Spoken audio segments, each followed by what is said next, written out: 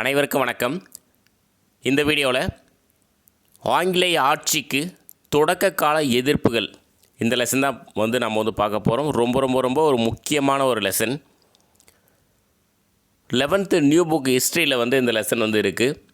Book inside question பார்த்திங்கன்னா ஒரு 254 கொஷினும், book back question பார்த்திங்கன்னா ஒரு 13 கொஷின், டோட்டலாக ஒரு 267 கொஷின்ஸ் அப்படி லைன் பை லைனாக நம்ம எடுத்திருக்கோம். ஒரே ஒரு டைம் ஸ்கூல் புக்கில் நல்லா ரீட் பண்ணிவிட்டு இந்த வீடியோ முழுமையாக பாருங்கள். ரிவிஷன் பண்ணுறதுக்கு ஒரு பெஸ்ட்டாக இருக்கும். ஸோ வீடியோக்குள்ளே போகலாம்.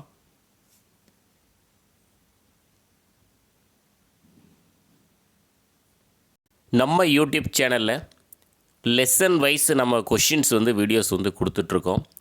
அந்த வீடியோவில் இருக்கக்கூடிய கொஷின்ஸ் அப்படியே புத்தகமாக வெளியிட்ருக்கோம். ஸோ புக்ஸு தேவை அப்படின்னா நீங்கள் வாங்கி யூஸ் பண்ணிக்கலாம். ஸ்கூல் புக்கு தான் ஃபஸ்ட்டு ஸ்கூல் புக்கு தரவாக படிங்க. ஸ்கூல் புக்கு படிச்சுட்டு ரிவிஷனுக்கு இந்த புக்ஸ் எல்லாம் பெஸ்ட்டாக இருக்கும். Line by line question, book back question எல்லாமே கவர் பண்ணி வச்சுருக்கோம். ஸோ புக்ஸு தேவைன்னா நீங்கள் ஆர்டர் பண்ணிக்கலாம். நம்மளுடைய வெப்சைட்டில் நீங்கள் ஆர்டர் பண்ணிக்கலாம். வெப்சைட்டோட லிங்க் கீழே டிஸ்கிரிப்ஷனில் தரேன். நீங்கள் அமேசான், ஃப்ளிப்கார்ட், மீஷோ இந்த மாதிரி புக்ஸ் ஆர்டர் பண்ணுற மாதிரி நம்மளுடைய வெப்சைட்லேயும் புக்ஸ் ஆர்டர் பண்ணிக்கலாம். ஒரே ஒரு புக்கு கூட நீங்கள் ஆர்டர் பண்ணலாம். ஃப்ரீ டைமில் நம்ம வெப்சைட்டை போய் பாருங்கள், ரொம்ப யூஸ்ஃபுல்லாக இருக்கும். ஃபஸ்ட்டு கொஷின், மைசூர் டேஸில் விஜயநகர பேரரசு வீழ்ந்ததற்கு பிறகு உடையார் வம்சத்தினர் சுதந்திரமான ஆட்சியாளர் ஆயினர். ஸோ எப்போனா 1565. மைசூர் 1565 விஜயநகர பேரரசு வீழ்ந்ததற்கு பிறகு உடையார் வம்சத்தினர் சுதந்திர ஆட்சியாளர் ஆயினர். இரண்டாவது கொஷின், 1565 விஜயநகர பேரரசு வீழ்ந்ததற்கு பிறகு டேஸ் சுதந்திரமான ஆட்சியாளர் ஆயினர். ஆன்சர் பார்த்திங்கன்னா உடையார் வம்சத்தினர். ஃபஸ்ட்டு ரெண்டுமே ஒரே கொஷின் தான். ஸோ 2 டைம் வந்துருச்சு. 1565 விஜயநகர பேரரசு வீழ்ந்ததற்கு பிறகு உடையார் வம்சத்தினர் சுதந்திரமான ஆட்சியாளர் ஆயினர். ராஜா உடையார் டேஸில் அரியணை ஏறினார். எப்போனா 1578. ராஜா உடையார் 1578 அரியணை ஏறினார். நான்காவது கொஷின், தலைநகரம் மைசூரிலிருந்து ஸ்ரீரங்கப்பட்டினத்திற்கு மாற்றப்பட்ட ஆண்டு. எப்போனா 1610. 1760 வரை உடையார் ஆட்சி நீடித்தது. 1760 வரை உடையார் ஆட்சி நீடித்தது. தலைநகரம் மைசூரிலிருந்து ஸ்ரீரங்கப்பட்டினத்திற்கு மாற்றப்பட்ட ஆண்டு 1610.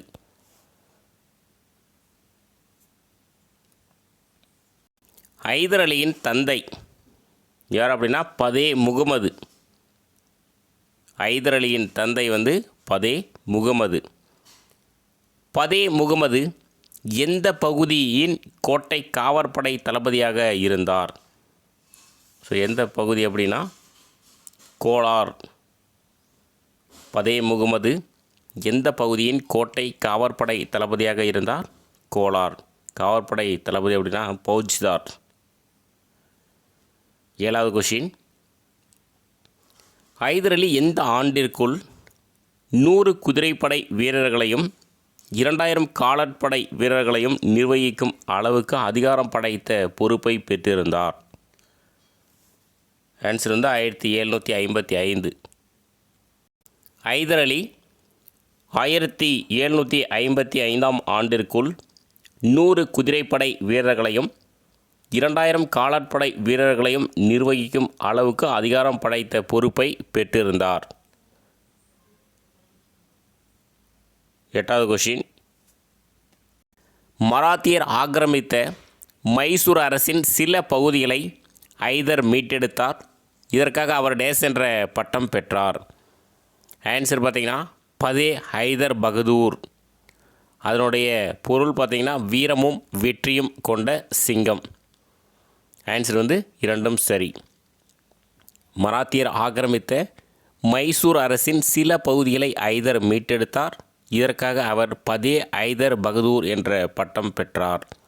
அதனுடைய பொருள் வந்து வீரமும் வெற்றியும் கொண்ட சிங்கம். டேஸில் ஐதர் ஆங்கிலேயருக்கு எதிராக புதுச்சேரியிலிருந்து பிரெஞ்சுக்காரர்களுடன் கூட்டு சேர்ந்தார். எந்த வருஷம்னா 1760. 1760 ஐதர் ஆங்கிலேயருக்கு எதிராக புதுச்சேரியிலிருந்து பிரெஞ்சுக்காரர்களுடன் கூட்டு சேர்ந்தார். கூற்று 1, ஹைதர் அலி தனது சொந்த மண்ணில் மராத்தியரால் உருவாக்கப்பட்ட சதி திட்டத்தை எதிர்கொள்ள வேண்டியிருந்தது. கூற்று 2, ஹைதர் அதை வெற்றிகரமாக முறியடித்தார். அதற்கு பிறகு அவரே நடைமுறையில் மைசூரின் தளவாயாக இருந்து உண்மையான ஆட்சியாளர் ஆனார். ஆன்சர் பார்த்தீங்கன்னா கூற்று 1 மற்றும் 2 சரி. ஹைதர் அலி தனது சொந்த மண்ணில் மராத்தியரால் உருவாக்கப்பட்ட சதி திட்டத்தை எதிர்கொள்ள வேண்டியிருந்தது. ஹைதர் அதை வெற்றிகரமாக முறியடித்தார். அதற்கு பிறகு அவரே நடைமுறையில் மைசூரின் தளவாயாக இருந்து உண்மையான ஆட்சியாளர் ஆனார். மைசூர் அரசர் நஞ்சராஜா நஞ்சூட்டி கொல்லப்பட்ட ஆண்டு எப்போன்னா 1770. மைசூர் அரசர் நஞ்சராஜா நஞ்சூட்டி கொல்லப்பட்ட ஆண்டு 1770. இதில் வந்து அந்த லா வேறுபாடு இருக்குது, அது வந்து சேஞ்ச் பண்ணிக்கலாம். 12வது கொஷின், கிழக்கிந்திய கம்பெனி திவானி உரிமையை பெற்ற இடங்கள் வங்காளம், பீகார், ஒரிசா. ஆன்சர் பார்த்திங்கன்னா அனைத்தும் சரி. கிழக்கிந்திய கம்பெனி திவானி உரிமையை பெற்ற இடங்கள் வந்து வங்காளம், பீகார், ஒரிசா. ஒரு குறிப்பிட்ட பகுதியில் அதிகாரத்துக்கு உட்பட்ட இடங்களை தக்க வைத்து கொள்ள இடைப்பட்ட நாடுகளை யார் சுற்றுவேலி கொள்கையின் மூலம் தொடர்ந்து அனுமதித்தார்? யார் அப்படின்னா வாரன் ஹேஸ்டிங்ஸ். ஒரு குறிப்பிட்ட பகுதியில் அதிகாரத்திற்கு உட்பட்ட இடங்களை தக்க வைத்து கொள்ள இடைப்பட்ட நாடுகளை யார் சுற்றுவேலி கொள்கையின் மூலம் தொடர்ந்து அனுமதித்தார்? Warren Hastings. முதலாம் மைசூர் போர் எப்போது நடைபெற்றது? ஆன்சர் வந்து 1767 1769 வரை முதலாம் மைசூர் போர் நடைபெற்றது. 1767 to 1769.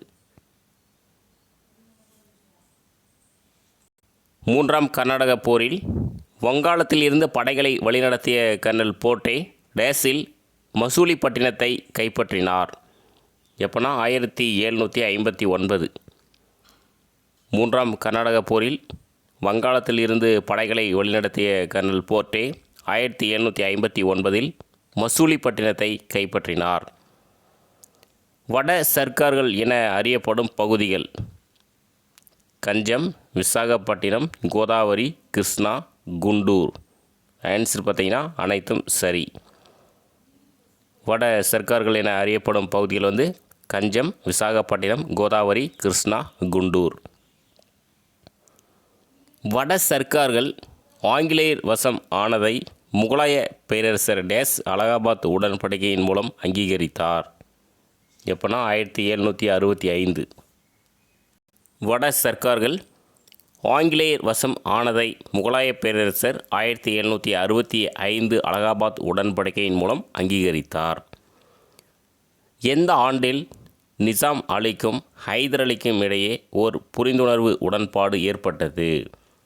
எந்த ஆண்டுனா 1767. 1767 ஆண்டில் நிசாம் அலிக்கும் ஹைதர் அலிக்கும் இடையே ஓர் புரிந்துணர்வு உடன்பாடு ஏற்பட்டது.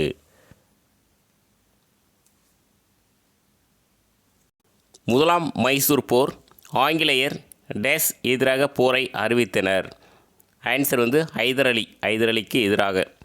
முதலாம் மைசூர் போர் ஆங்கிலேயர் ஹைதர் அலிக்கு எதிராக போரை அறிவித்தனர். டேஸில் ஹைதர் அலி பாராமகால் மீது திடீர் தாக்குதல் தொடுத்து கேப்டன் நிக்சனை தோற்கடித்து கரூரையும் ஈரோட்டையும் கைப்பற்றினார். எப்போனா 1768. 1768 ஹைதர் அலி பாராமகால் மீது, அதாவது சேலம் மீது திடீர் தாக்குதல் தொடுத்து கேப்டன் நிக்சனை தோற்கடித்து கரூரையும் ஈரோட்டையும் கைப்பற்றினார். ஹைதரின் தளபதி டேஸ் மதுரையிலும் திருநெல்வேலியிலும் படையை எந்த எதிர்ப்புமின்றி வழிநடத்தி சென்றார்? ஆன்சர் பார்த்திங்கன்னா பஸ்ருல்லா கான். ஹைதரின் தளபதி பஸ்ருல்லா கான் மதுரையிலும் திருநெல்வேலியிலும் படையை எந்த எதிர்ப்புமின்றி வழிநடத்தி சென்றார்? ஹைதர் அலிக்கும் ஆங்கிலேயருக்கும் இடையே மேற்கொள்ளப்பட்ட உடன்படிக்கை என்ன அப்படின்னா சென்னை உடன்படிக்கை. ஹைதர் அலிக்கும் ஆங்கிலேயருக்கும் இடையே மேற்கொள்ளப்பட்ட உடன்படிக்கை வந்து சென்னை உடன்படிக்கை. 23வது கொஷின். சென்னை உடன்படிக்கை பற்றிய சரியானவற்றை தேர்ந்தெடுக்க மொத்தமாக ஒரு 5 பாயிண்ட்ஸ் இருக்குது, பார்க்கலாம். இரு தரப்பும் கைப்பற்றிய பகுதிகள் அவரவரிடம் திரும்ப ஒப்படைக்க வேண்டும். கரூர் மட்டும் ஹைதரின் வசம் இருக்கும். தங்களை தற்காத்து கொள்ள நடைபெறும் போர்களில் இரு தரப்பும் ஒருவருக்கொருவர் உதவ வேண்டும். இது மராத்தியருக்கு எதிராக ஆங்கிலேயர் உதவுவதற்கு கடமைப்பட்டவர்கள் என்பதை குறித்தது. ஹைதருக்கும் மராத்தியருக்கும் எதிரான சண்டையின் போது தேவையான நேரத்தில் ஆங்கிலேயரின் உதவி கிடைக்காததால் ஹைதர் ஆங்கிலேயருக்கு எதிராக திரும்பினார். இதுக்கான ஆன்சர் பார்த்திங்கன்னா 5மே வந்து சரி. இரு தரப்பும் கைப்பற்றிய பகுதிகள் அவரவரிடம் திரும்ப ஒப்படைக்க வேண்டும். கரூர் மட்டும் ஹைதரின் வசம் இருக்கும். தங்களை தற்காத்து கொள்ள நடைபெறும் போர்களில் இரு தரப்பும் ஒருவருக்கொருவர் உதவ வேண்டும். இது மராத்தியருக்கு எதிராக ஆங்கிலேயர் உதவுவதற்கு கடமைப்பட்டவர்கள் என்பதை குறித்தது. ஹைதருக்கும் மராத்தியருக்கும் எதிரான சண்டையின் போது தேவையான நேரத்தில் ஆங்கிலேயரின் உதவி கிடைக்காததால் ஹைதர் ஆங்கிலேயருக்கு எதிராக திரும்பினார். 2ஆம் மைசூர் போர் எப்போது நடைபெற்றது? ஆன்சர் வந்து 1780 to 1784. 2ஆம் மைசூர் போர் எப்போது நடைபெற்றது? 1780 to 1784. அமெரிக்க சுதந்திர போருக்கு பிறகு பிரான்ஸ் அமெரிக்காவுடன் நட்பு உடன்படிக்கை எந்த ஆண்டு செய்து கொண்டது? 1778. அமெரிக்க சுதந்திர போருக்கு பிறகு பிரான்ஸ் அமெரிக்காவுடன் நட்பு உடன்படிக்கை எந்த ஆண்டு செய்து கொண்டது? 1778. ஹெக்டர் மன்ரோ தலைமையிலான படையுடன் சேர்ந்து செயல்பட வேண்டிய யார் ஹைதரின் திடீர் தாக்குதலால் கடுமையாக காயமுற்றார்? யார் அப்படின்னா கர்னல் பெய்லி. ஹெக்டர் மன்ரோ தலைமையிலான படையுடன் சேர்ந்து செயல்பட வேண்டிய கர்னல் பெய்லி ஹைதரின் திடீர் தாக்குதலில் கடுமையாக காயமுற்றார். ஹைதர் ஆர்காட்டை கைப்பற்றிய ஆண்டு 1780. ஹைதர் ஆர்காட்டை கைப்பற்றிய ஆண்டு 1780. ஹைதருக்கு எதிராக வெற்றியை ஈட்டிய யார் புதுச்சேரியை நோக்கி நகர்ந்தார்? ஆன்சர் பார்த்தீங்கன்னா கூட். ஹைதருக்கு எதிராக வெற்றியை ஈட்டிய யார் புதுச்சேரியை நோக்கி நகர்ந்தார்? ஆன்சர் வந்து கூட்.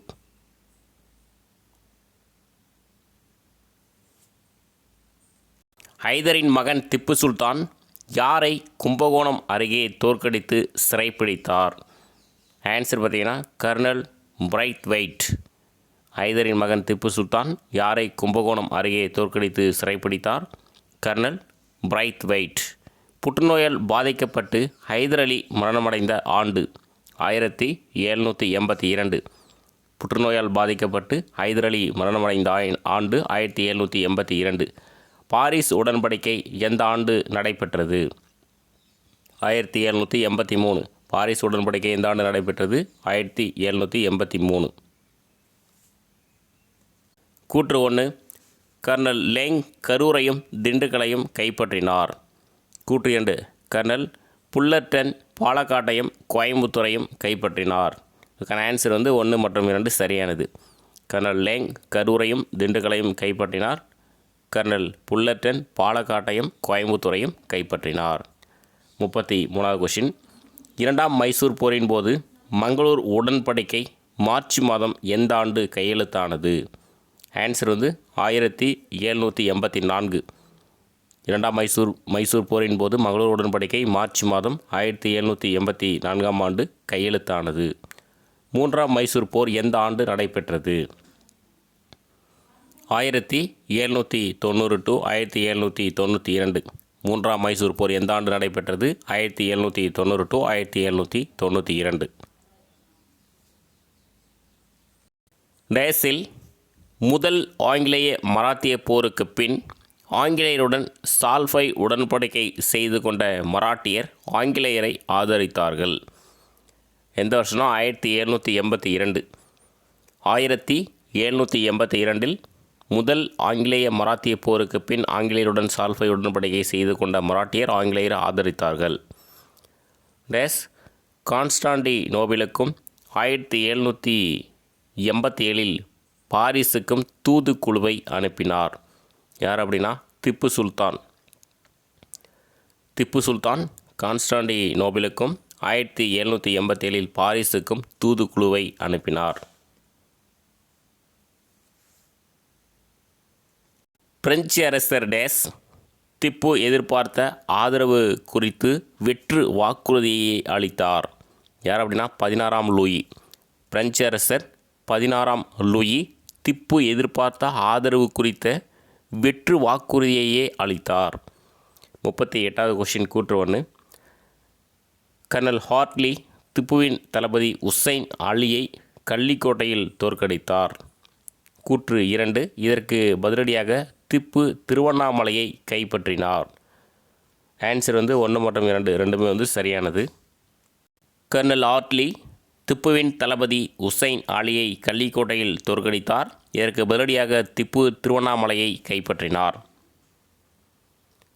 திப்பு சுல்தானை ஸ்ரீரங்கப்பட்டினத்தில் தோற்கடித்தவர் யார் அப்படின்னா கார்ன்வாலிஸ். திப்பு சுல்தானை ஸ்ரீரங்கப்பட்டினத்தில் தோற்கடித்தவர் கார்ன்வாலிஸ். ஸ்ரீரங்கப்பட்டின உடன்படிக்கை ஆங்கிலேயருக்கும் டேஸ் இடையே ஏற்படுத்தப்பட்டது. ஆன்சர் பார்த்திங்கன்னா திப்பு சுல்தான். ஸ்ரீரங்கப்பட்டின உடன்படிக்கை ஆங்கிலேயருக்கும் திப்பு சுல்தானுக்கும் இடையே ஏற்படுத்தப்பட்டது. போர் இழப்பீடாக 3 கோடி பெறப்பட்டது.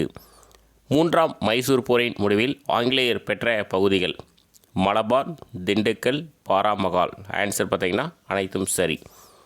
3ஆம் மைசூர் போரின் முடிவில் ஆங்கிலேயர் பெற்ற பகுதிகள் மலபார், திண்டுக்கல், பாராமகால்.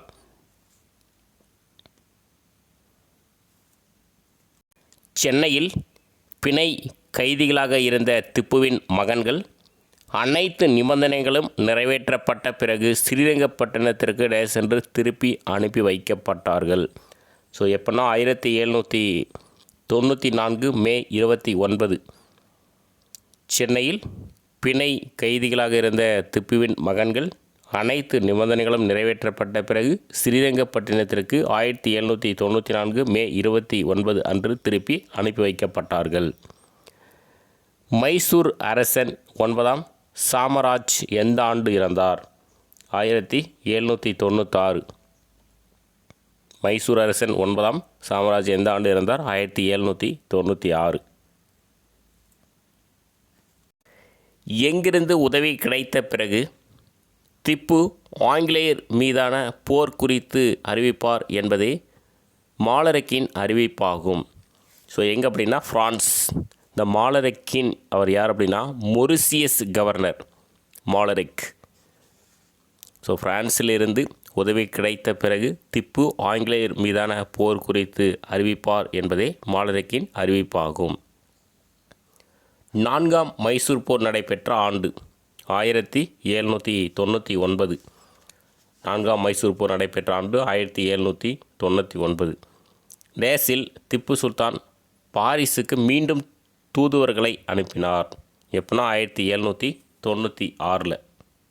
1796 திப்பு சுல்தான் பாரிஸுக்கு மீண்டும் தூதுவர்களை அனுப்பினார். பிரான்சில் இருப்பதை போல டேஸிலும் ஜேக்கோபியர் கழகம் தொடங்கப்பட்டது. எங்கே அப்படின்னா ஸ்ரீரங்கப்பட்டினம். பிரான்சில் இருப்பதை போல ஸ்ரீரங்கப்பட்டினத்திலும் ஜேக்கோபியர் கழகம் தொடங்கப்பட்டது. பிரான்சுடன் திப்பு ஏற்படுத்தி கொண்ட கூட்டணியால் கோபமுற்ற புதிய கவர்னர் ஜெனரல் யார் அப்படின்னா வெல்லஸ்லி. பிரான்சுடன் திப்பு ஏற்படுத்தி கொண்ட கூட்டணியால் கோபமுற்ற புதிய கவர்னர் ஜெனரல் யார் அப்படின்னா வெல்லஸ்லி. யார் துணைப்படை திட்டத்தின் கீழ் மைசூரில் ஆங்கிலேய படை ஒன்றை நிரந்தரமாக வைத்திருக்க வேண்டும் என வலியுறுத்தினார்? யார் அப்படின்னா வெல்லஸ்லி. யார் துணைப்படை திட்டத்தின் கீழ் மைசூரில் ஆங்கிலேய படை ஒன்றை நிரந்தரமாக வைத்திருக்க வேண்டும் என வலியுறுத்தினார். யார் அப்படின்னா வெல்லஸ்லி பிரபு.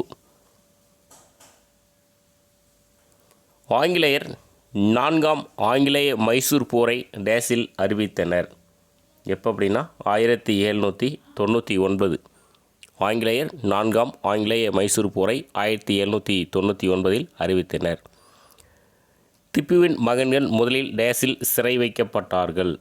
எங்கே அப்படின்னா வேலூர். திப்புவின் மகன்கள் முதலில் வேலூரில் சிறை வைக்கப்பட்டார்கள்.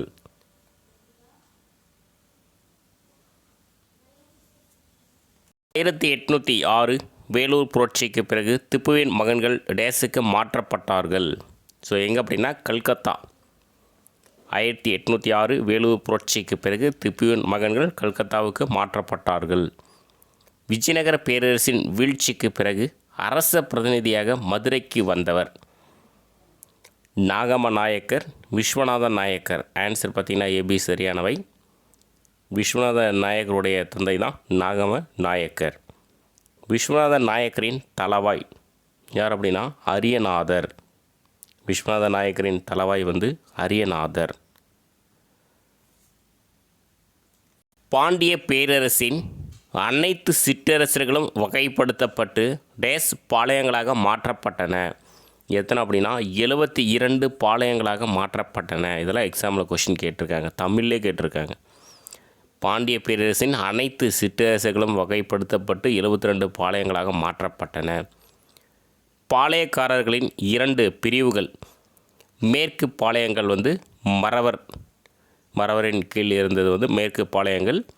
கிழக்கு பாளையங்கள் வந்து கரிசல் நிலப்பகுதியில் தெலுங்கு பேசுவோர் வந்து இருந்தது வந்து கிழக்கு பாளையங்கள். ஆன்சர் வந்து இரண்டும் சரி. மேற்கு பாளையங்கள் வந்து மறவர், கிழக்கு பாளையங்கள் வந்து பார்த்திங்கன்னா தெலுங்கு பேசுவோர். கான் சாகிப் என்று அழைக்கப்பட்டவர் யார் அப்படின்னா யூசுப் கான்.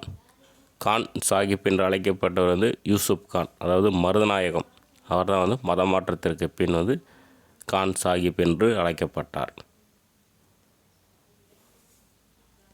கிழக்கிந்திய கம்பெனி படையில் இந்திய வீரர்களுக்கு தலைவராக நியமிக்கப்பட்டவர் யார் அப்படின்னா கான் சாகிப், யூசுப் கான். ஆன்சர் வந்து இரண்டும் சரி, 2 பேருமே ஒருத்தர் தான். கிழக்கிந்திய கம்பெனி படையில் இந்திய வீரர்களுக்கு தலைவராக நியமிக்கப்பட்டவர் வந்து கான் சாகிப் என்கிற யூசுப் கான். பாளையக்காரர் முறை டேஸ்களில் தோன்றியது. 1530 வந்து தோன்றியது. பாளையக்காரர் முறை 1530களில் தோன்றியது. 60வது கொஷின். சரியானதை தேர்ந்தெடு. ஒரு 3 பாயிண்ட்ஸ் இருக்குது, பார்க்கலாம். வாராங்களை ஆண்டு வந்த காகதிய அரசில் பாளையக்காரர் முறை பின்பற்றப்பட்டு வந்ததாக கருதப்படுகிறது. அரசருக்கு தேவையான போது போரில் வீரர்களுடன் பங்கேற்க வேண்டும் என்ற நிபந்தனையுடன் ஒரு பாசறையும் பெரும் நிலப்பரப்பையும் வைத்திருப்பவரே பாளையக்காரர் என்ற சொல் குறிக்கிறது. இந்த முறை தோன்றுவதற்கு முன்னால் சேர்வைக்காரர்களும் தலையாரிகளும் காவல் பணிக்காக வரி வசூலித்து வந்தனர். ஆன்சர் பார்த்திங்கன்னா அனைத்தும் சரி. ஸோ பாருங்கள், வாராங்களை ஆண்டு வந்த காகதிய அரசில் பாளையக்காரர் முறை பின்பற்றப்பட்டு வந்ததாக கருதப்படுகிறது. அரசருக்கு தேவையான போது போரில் வீரர்களுடன் பங்கேற்க வேண்டும் என்ற நிபந்தனையுடன் ஒரு பாசறையும் பெரும் நிலப்பரப்பையும் வைத்திருப்பவரே பாளையக்காரர் என்ற சொல் குறிக்கிறது. இந்த முறை தோன்றுவதற்கு முன்னால் சேர்வைக்காரர்களும் தலையாரிகளும் காவல் பணிக்காக வரி வசூலித்து வந்தனர். ஆற்காடு நவாபின் வேண்டுகோளின்படி எந்த ஆண்டு அவருக்கு உதவி செய்ய 500 ஐரோப்பியரும் 2000 சிப்பாய்களும் அடங்கிய படை மதுரை திருநெல்வேலி பகுதிகளுக்குள் நுழைய உத்தரவிடப்பட்டது? எந்த ஆண்டுனா 1755. ஆற்காடு நவாபின் வேண்டுகோளின்படி 1755ஆம் ஆண்டு அவருக்கு உதவி செய்ய 500 ஐரோப்பியரும் 2000 சிப்பாய்களும் அடங்கிய படை மதுரை திருநெல்வேலி பகுதிகளுக்குள் நுழைய உத்தரவிடப்பட்டது. ஆற்காடு நவாபின் மூத்த அண்ணன் யார் அப்படின்னா மாபூஸ் கான். ஆற்காடு நவாபின் மூத்த அண்ணன் வந்து மாபூஸ் கான். மாபூஸ் கான் டேஸுடன் திருநெல்வேலிக்கு படையெடுத்து சென்றார். அவர்கள் மதுரையை எளிதாக கைப்பற்றினர். யார் அப்படின்னா கர்னல் ஹாரான். மாபூஸ் கான் டேஸுடன் திருநெல்வேலிக்கு படையெடுத்து சென்றார். அவர்கள் மதுரையை எளிதாக கைப்பற்றினர். ஆன்சர் வந்து கர்னல் ஹேரான். பாஞ்சாலங்குறிச்சி பாளையத்தை ஆட்சி செய்தவர் யார் அப்படின்னா கட்டபொம்மன். பாஞ்சாலங்குறிச்சி பாளையத்தை ஆட்சி செய்தவர் வந்து கட்டபொம்மன்.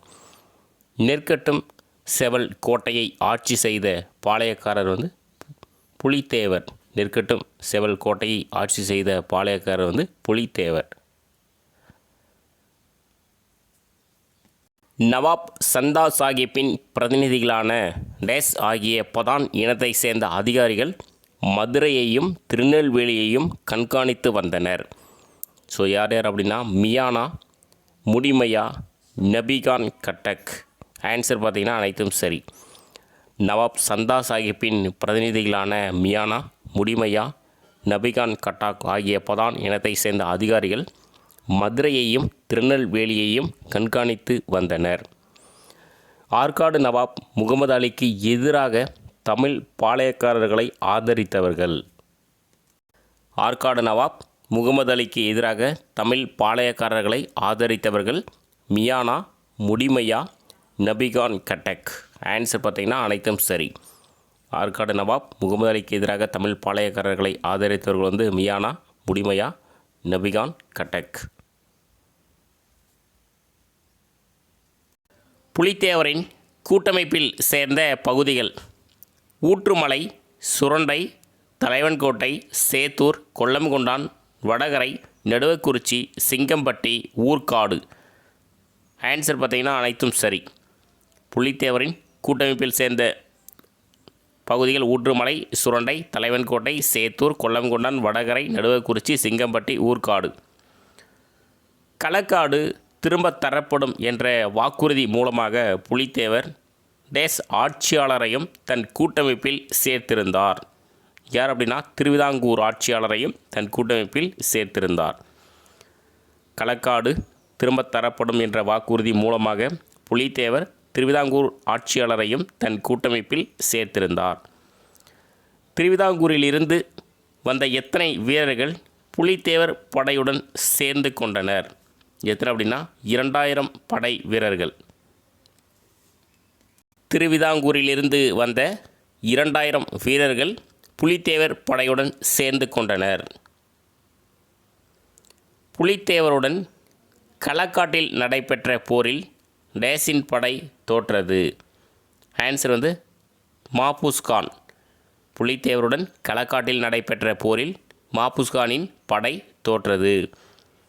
யூசப் கானின் இயற்பெயர் என்ன அப்படின்னா மருதநாயகம். அதுதான் அவருடைய இன்னொரு பெயர் தான் கான் சாஹிப். இப்போ யூசுப் கான், கான் சாஹிப், மருதநாயகம் 3 பேரும் ஒருத்தர் தான். மருதநாயகம் டேஸ் மாவட்டத்தை சேர்ந்தவர். ஆன்சர் வந்து ராமநாதபுரம். மருதநாயகம் ராமநாதபுரம் மாவட்டத்தை சேர்ந்தவர். யார் புதுச்சேரியில் இருந்தபோது இஸ்லாம் சமயத்தை தழுவினார்? யார் அப்படின்னா யூசுப் கான். யூசுப் கான் வந்து புதுச்சேரியில் இருந்தபோது இஸ்லாம் சமயத்தை தழுவினார். அதான் மருதநாயகம் அப்படின்ற பேரை தான் இஸ்லாம் சமயத்துக்கு மாறின அப்புறம் யூசுப் கான் அப்படின்னு பெயர் மாற்றிக்கொண்டார். 1752 யார் தலைமையிலான கம்பெனி படையில் சேர்ந்த யூசுப் கான் 1752 to 1754 நடைபெற்ற திருச்சிராப்பள்ளி முற்றுகையில் பங்கேற்றார். யார் தலைமையிலான அப்படின்னா ராபர்ட் கிளைவ் தலைமையிலான கம்பெனி படையில் 1752 ராபர்ட் கிளைவ் தலைமையிலான கம்பெனி படையில் சேர்ந்த யூசுப் கான் 1752 to 1754 நடைபெற்ற திருச்சிராப்பள்ளி முற்றுகையில் பங்கேற்றார்.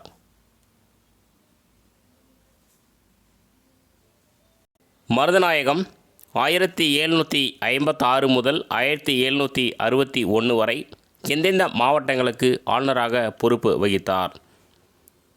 ஆன்சர் பார்த்திங்கன்னா மதுரை, திருநெல்வேலி 2ம் சரி. மருதநாயகம் 1756 முதல் 1761 வரை எந்தெந்த மாவட்டங்களுக்கு ஆளுநராக பொறுப்பு வகித்தார்? மதுரை, திருநெல்வேலி.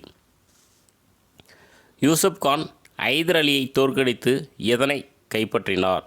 எதனை அப்படின்னா சோழவந்தான். யூசுப் கான் ஐதர் அலியை தோற்கடித்து எதனை கைப்பற்றினார்? சோழவந்தான். யாரின் மதராஸ் முற்றுகையின் போது யூசுப் கானின் பங்களிப்பு சிறப்பானதாக இருந்தது? யார் அப்படின்னா லாலி மதராஸ் முற்றுகையின் போது யூசுப் கானின் பங்களிப்பு சிறப்பானதாக இருந்தது. ஸோ மதராஸ் முற்றுகை 1758 டு 1759. டேஸ் நிர்வாக பொறுப்பில் இருந்தபோது மதுரையில் நெசவு தொழிலை ஊக்குவித்தார். யார் அப்படின்னா யூசுப் கான் வந்து நிர்வாக பொறுப்பில் இருந்தபோது மதுரையில் நெசவு தொழிலை ஊக்குவித்தார்.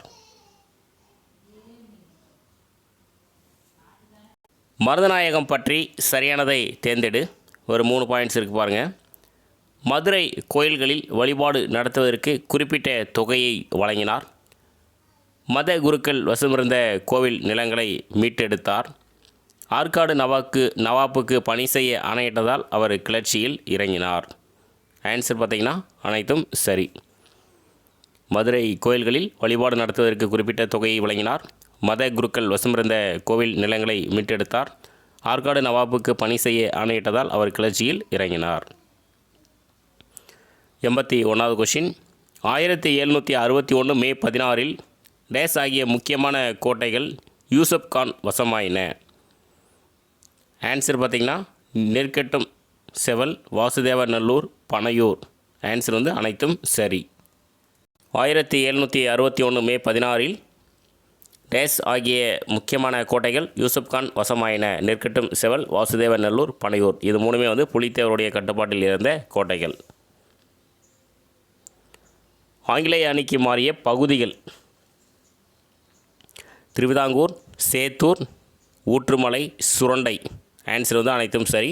ஆங்கிலேய அணிக்கு மாறிய பகுதியில் வந்து திருவிதாங்கூர், சேத்தூர், ஊற்றுமலை, சுரண்டை. கம்பெனி நிர்வாகத்துக்கு தெரிவிக்காமல் பாளையக்காரர்களிடம் பேச்சுவார்த்தை நடத்தி கொண்டிருந்த யூசுப் கான் துரோக குற்றச்சாட்டு சுமத்தப்பட்டு டேஸில் தூக்கிலிடப்பட்டார். 1764 கம்பெனி நிர்வாகத்துக்கு தெரிவிக்காமல் பாளையக்காரர்களிடம் பேச்சுவார்த்தை நடத்தி கொண்டிருந்த யூசுப் கான் மீது துரோக குற்றச்சாட்டு சுமத்தப்பட்டு 1764 தூக்கிலிடப்பட்டார். கேப்டன் கேம்பல் நெற்கட்டும் செவல் கோட்டையை கைப்பற்றிய ஆண்டு எப்போனா 1767. கேப்டன் கேம்பல் நெற்கட்டும் செவல் கோட்டையை கைப்பற்றிய ஆண்டு 1767.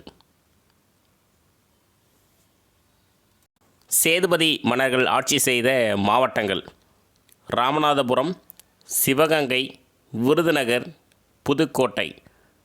ஆன்சர் பார்த்திங்கன்னா அனைத்தும் சரியானவை. சேதுபதி மன்னர்கள் ஆட்சி செய்த மாவட்டங்கள் வந்து ராமநாதபுரம், சிவகங்கை, விருதுநகர், புதுக்கோட்டை. வேலுநாச்சியார் பற்றி சரியானதை தேர்ந்தெடு. தந்தை செல்லமுத்து சேதுபதி, ராமநாதபுரம் மன்னர். கணவர் முத்துவடுகர் பெரிய உடையார், சிவகங்கை அரசர். மகள் வந்து வெள்ளச்சி நாச்சியார். ஆன்சர் வந்து இதுவும் அனைத்தும் சரி. தந்தை வந்து செல்லமுத்து சேதுபதி, ராமநாதபுரம் மன்னர். கணவர் வந்து முத்துவடுகர் பெரிய உடையார், சிவகங்கை அரசர். மகள் வந்து வெள்ளச்சி நாச்சியார்.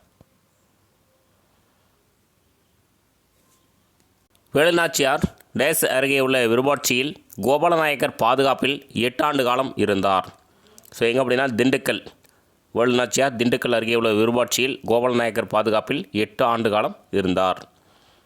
வேலுநாச்சியார் கோபாலநாயக்கர், ஐதர் அலி ஆகியோருடன் கூட்டணி அமைத்து டேஸில் ஆங்கிலேயருடன் போரிட்டு வென்றார். எப்போனா 1780.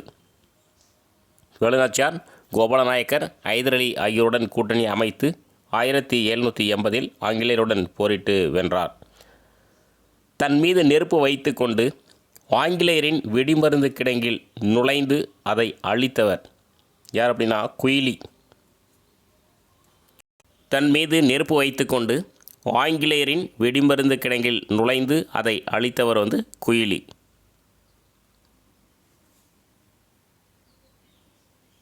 ஆங்கிலேயரின் ஒரு ஆயுத கிடங்கை வெடிக்க செய்வதற்காக தன்னையே அழித்து கொண்டவர் யார் அப்படின்னா குயிலி. ஆங்கிலேயரின் ஒரு ஆயுத கிடங்கை வெடிக்க செய்வதற்காக தன்னையே அழித்து கொண்டவர் வந்து குயிலி. வேலுநாச்சியார் டேஸ் துணையுடன் ராணியாக முடிசூடினார் யார் அப்படின்னா மருது சகோதரர்கள். வேலுநாச்சியார் மருது சகோதரர்கள் துணையுடன் ராணியாக முடிசூடினார். வேலு நாச்சியாரின் ஆலோசகராக நியமிக்கப்பட்டவர் யார் அப்படின்னா சின்ன மருது. வேலு நாச்சியாரின் ஆலோசகராக நியமிக்கப்பட்டவர் வந்து சின்ன மருது. வேலு நாச்சியாரின் தளபதியாக நியமிக்கப்பட்டவர் யார் அப்படின்னா பெரிய மருது. வேலு நாச்சியாரின் தளபதியாக நியமிக்கப்பட்டவர் வந்து பெரிய மருது. 94வது கொஷின். கூற்று 1. 1783 ஆங்கிலேயர் சிவகங்கைக்கு மீண்டும் படையெடுத்து வந்தனர். கூற்று 2. இம்முறை மருது பாண்டியர் சில ராஜதந்திர நடவடிக்கைகளால் சிவகங்கையின் பாதுகாப்பை உறுதி செய்தன. ஆன்சர் பார்த்திங்கன்னா ரெண்டுமே சரி. கூற்று 1 மற்றும் 2 சரியானது. 1783 ஆங்கிலேயர் சிவகங்கைக்கு மீண்டும் படையெடுத்து வந்தனர். இம்முறை மருது பாண்டியர் சில ராஜதந்திர நடவடிக்கைகளால் சிவகங்கையின் மீது பாதுகாப்பை உறுதி செய்தன. ஆங்கிலேயரின் சமரச உடன்பாட்டின்படி டேஸ் சிவகங்கை அரசர் ஆனார். யார் அப்படின்னா வேங்கன் பெரிய உடைய தேவர். ஆங்கிலேயரின் சமரச உடன்பாட்டின்படி வேங்கன் பெரிய உடைய தேவர் சிவகங்கை அரசர் ஆனார். வெள்ளச்சி நாச்சியாரின் கணவர் யார்னா வேங்கன் பெரிய உடைய தேவர். வெள்ளச்சி நாச்சியாரின் கணவர் வந்து வேங்கன் பெரிய உடைய தேவர். சிவகங்கையின் அரசனான வேங்கன் பெரிய உடைய தேவருக்கு வெள்ளச்சி நாச்சியாரை எந்த வருடம் திருமணம் செய்து வைக்கப்பட்டது? எந்த வருடம்னா 1790. சிவகங்கையின் அரசனான வேங்கன் பெரிய உடைய தேவருக்கு வெள்ளச்சி நாச்சியாரை எந்த வருடம் திருமணம் செய்து வைக்கப்பட்டது? 1790. வேலு நாச்சியார் நோயுற்று டேஸில் இறந்தார். எப்போனா 1796. வேலு நாச்சியார் நோயுற்று 1796 இறந்தார். கட்டபொம்மன் ஒட்டப்பிடாரத்துக்கு அருகே உள்ள டேஸை ஆட்சி செய்த பாளையக்காரர் ஆவார். எங்கே அப்படின்னா பாஞ்சாலங்குறிச்சி. கட்டபொம்மன் ஒட்டப்பிடாரத்துக்கு அருகே உள்ள பாஞ்சாலங்குறிச்சியை ஆட்சி செய்த பாளையக்காரர் ஆவார்.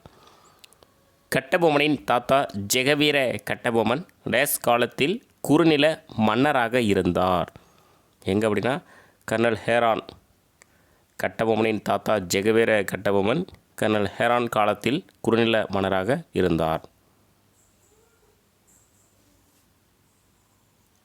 கட்டபொம்மன் பிறந்த ஆண்டு 1760. கட்டபொம்மன் பிறந்த ஆண்டு 1760.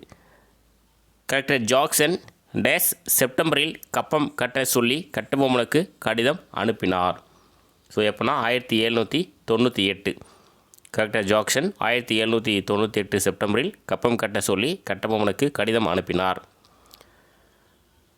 கலெக்டர் ஜாக்சன் வீரபாண்டிய கட்டபொம்மனை தண்டிக்கும் நோக்குடன் ஒரு படையை அனுப்ப விரும்பினாலும் எந்த நிர்வாகம் அதை ஏற்றுக்கொள்ளவில்லை. எந்த நிர்வாகம்னா சென்னை நிர்வாகம் அதை ஏற்றுக்கொள்ளவில்லை. கலெக்டர் ஜாக்சன் வீரபாண்டிய கட்டபொம்மனை தண்டிக்கும் நோக்குடன் ஒரு படையை அனுப்ப விரும்பினாலும் சென்னை நிர்வாகம் அதை ஏற்றுக்கொள்ளவில்லை.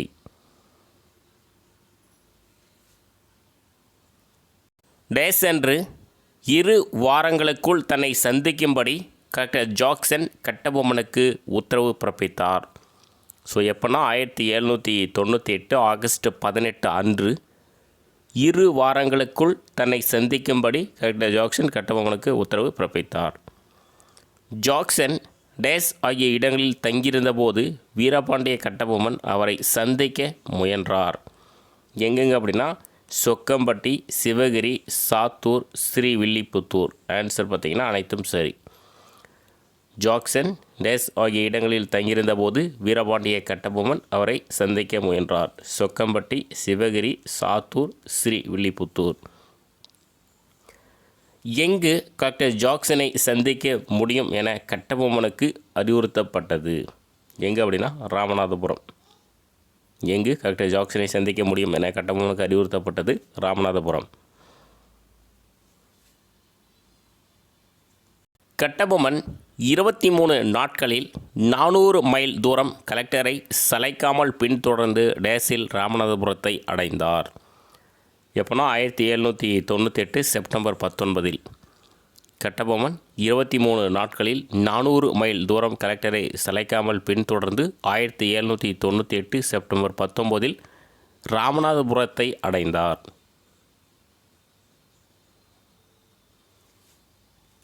விஜயநகரத்தில் அறிமுகமான தங்க நாணயம் டேஸ் எனப்பட்டது.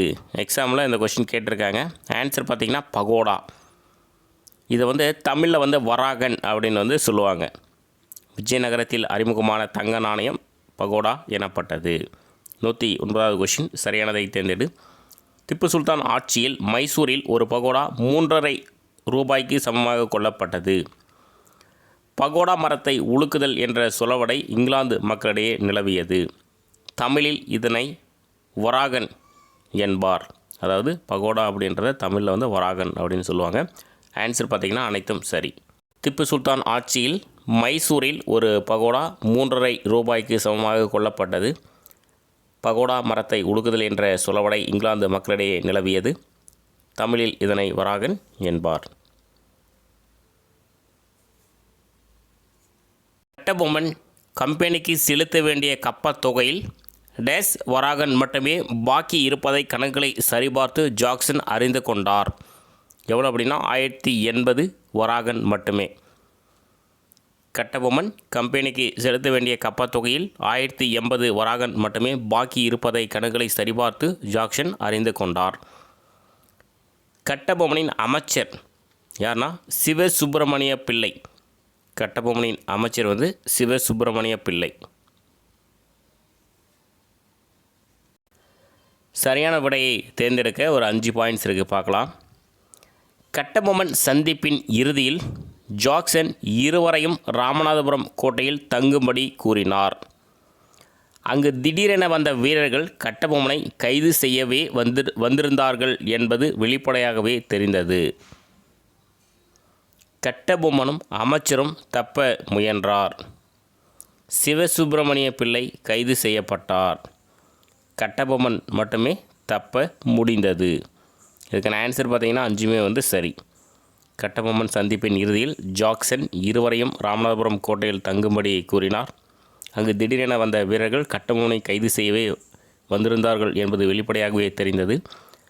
கட்டபொம்மனும் அமைச்சரும் தப்ப முயன்றனர். சிவசுப்பிரமணிய பிள்ளை கைது செய்யப்பட்டார். கட்டபொம்மன் மட்டுமே தப்ப முடிந்தது.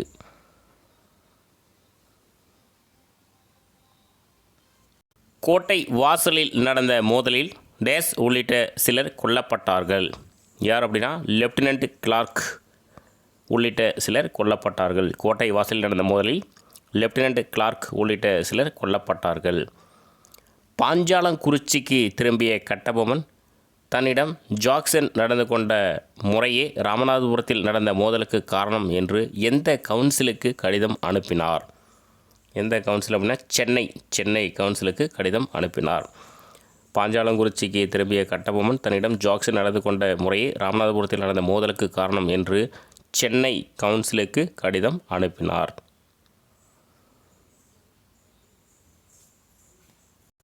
கட்டபொம்மனை கம்பெனி நிர்வாகத்திடம் சரணடையும்படி அறிவிப்பு வெளியிட்டவர் யார் அப்படின்னா எட்வர்ட் கிளைவ்.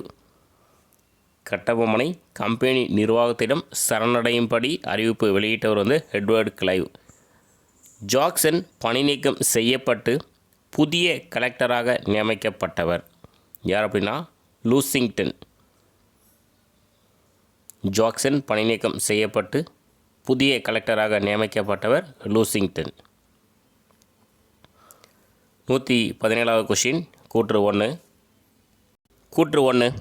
மருதுபாண்டியர் திண்டுக்கல் கோபால நாயக்கருடனும் ஆனைமலை யாதுல் நாயக்கருடன் இணைந்து ஆங்கிலேயருக்கு எதிரான கூட்டமைப்பை உருவாக்கும் முயற்சியில் இருந்தார்கள்.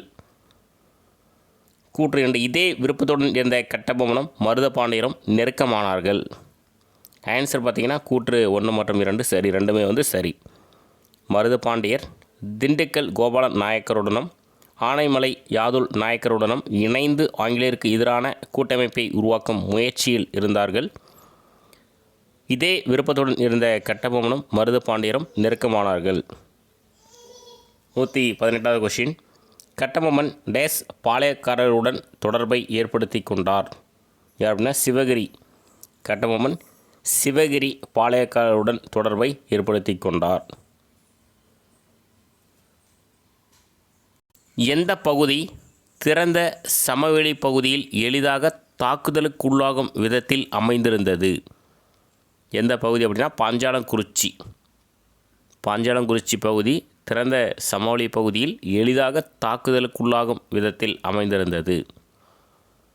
எந்த கோட்டை மேற்கு தொடர்ச்சி மலையின் அடிவாரத்தில் வலுவான அரண்களுடன் மிக பாதுகாப்பாக தாக்குதல், எதிரிகளிடமிருந்து பாதுகாத்து கொள்ளுதல் ஆகிய இரு நடவடிக்கைகளுக்கும் பொருத்தமானதாக இருந்தது? எது அப்படின்னா சிவகிரி. சிவகிரி கோட்டை மேற்கு தொடர்ச்சி மலையின் அடிவாரத்தில் வலுவான அரண்களுடன் மிக பாதுகாப்பாக தாக்குதல், எதிரிகளிடமிருந்து பாதுகாத்து கொள்ளுதல் ஆகிய இரு நடவடிக்கைகளுக்கும் பொருத்தமானதாக இருந்தது. கட்டபொம்மனின் நிலையை பலப்படுத்துவதற்காக இணைந்த சிவகிரி பாளையக்காரரின் மகன் யார்? யார் அப்படின்னா வீரபாண்டியன். கட்டபொம்மனின் நிலையை பலப்படுத்துவதற்காக இணைந்த சிவகிரி பாளையக்காரரின் மகன் வீரபாண்டியன். 1799 மே மாதத்தில் திருச்சிராப்பள்ளி, தஞ்சாவூர், மதுரை ஆகிய இடங்களில் இருந்த படைகளை திருநெல்வேலிக்கு அனுப்ப உத்தரவு பிறப்பித்தார். யார் அப்படின்னா வெல்லஸ்லி பிரபு. 1799 மே மாதத்தில் வெல்லஸ்லி பிரபு திருச்சிராப்பள்ளி, தஞ்சாவூர், மதுரை ஆகிய இடங்களில் இருந்த படைகளை திருநெல்வேலிக்கு அனுப்ப உத்தரவு பிறப்பித்தார். 1799 ஜூன் 1 கட்டபொம்மன் 500 ஆட்களுடன் எங்கு சென்றார்? எங்கே அப்படின்னா சிவகங்கை. 1799 ஜூன் 1 கட்டபொம்மன் 500 ஆட்களுடன் எங்கு சென்றார்? சிவகங்கைக்கு சென்றார்.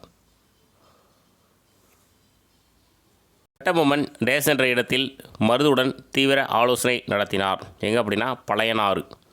கட்டபொம்மன் பழையனாறு என்ற இடத்தில் மருதுடன் தீவிர ஆலோசனை நடத்தினார். டேஸ் என்று மேஜர் பானர்மேன் தன்னை கட்டபொம்மன் பாளையங்கோட்டையில் சந்திக்கும்படி இறுதி எச்சரிக்கை விடுத்தார். Answer 1799 September 1. 1799 செப்டம்பர் 1 அன்று மேஜர் பானர்மேன் தன்னை கட்டபொம்மன் பாளையங்கோட்டையில் சந்திக்கும்படி இறுதி எச்சரிக்கை விடுத்தார். கம்பெனி படை டேஸில் பாஞ்சாலங்குறிச்சியை சென்றடைந்தது. 1799 செப்டம்பர் 5. கம்பெனி படை 1799 செப்டம்பர் 5 பாஞ்சாலங்குறிச்சியை சென்றடைந்தது. 127 டேஸ் என்பவர் தனது நினைவு குறிப்புகளில் கட்டபொம்மனது படை வீரர்களின் வீரத்தை பதிவிட்டுள்ளார். யார் அப்படின்னா கர்னல் வெல்ஸ். கர்னல் வெல்ஸ் என்பவர் தனது நினைவு குறிப்புகளில் கட்டபொம்மனது படை வீரர்களின் வீரத்தை பதிவிட்டுள்ளார். கோலார்பட்டியில் நடந்த மோதலில் கட்டபொம்மனின் அமைச்சர் டேஸ் பிடித்து வைக்கப்பட்டார். யார் அப்படின்னா சிவசுப்பிரமணிய பிள்ளை. கோலார்பட்டியில் நடந்த மோதலில் கட்டபொம்மனின் அமைச்சர் சிவசுப்பிரமணிய பிள்ளை பிடித்து வைக்கப்பட்டார். புதுக்கோட்டை மன்னர் டேஸ் களப்பூர் காட்டில் இருந்த கட்டபொம்மனை பிடித்து ஆங்கிலேயரிடம் ஒப்படைத்தார். யார் அப்படின்னா விஜய ரகுநாத தொண்டைமான்.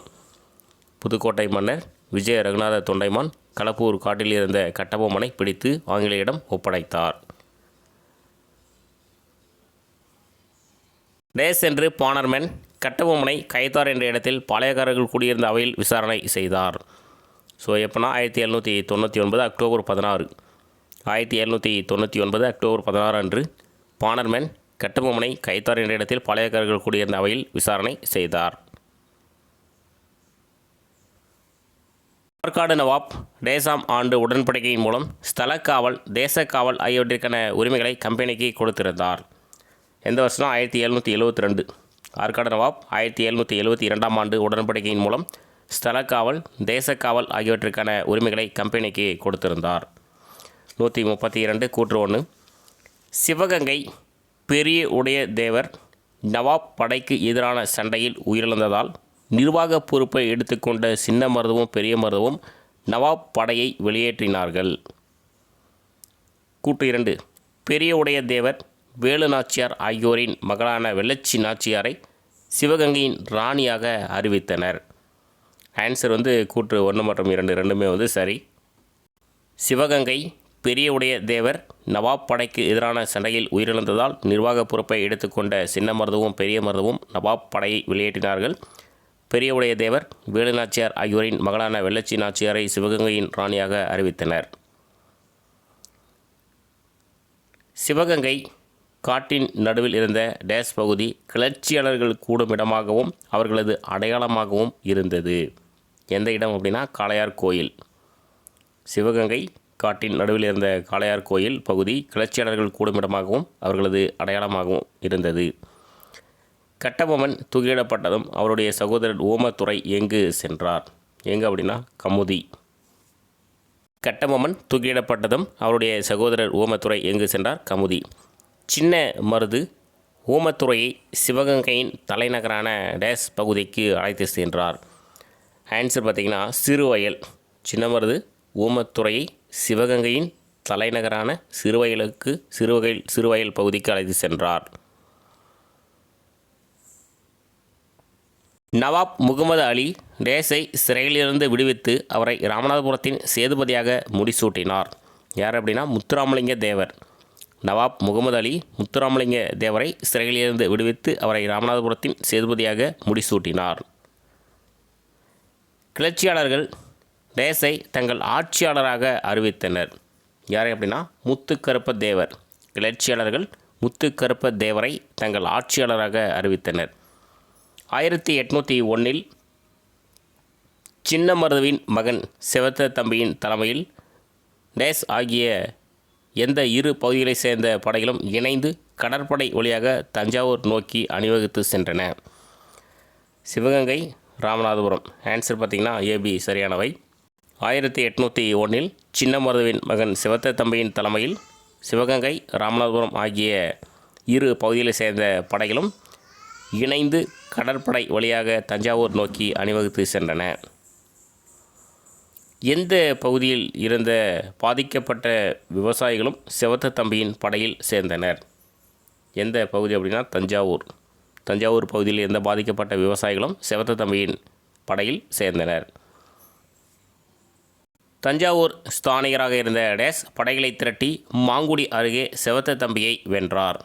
யார் அப்படின்னா கேப்டன் வில்லியம் பிளாக்பர்ன்.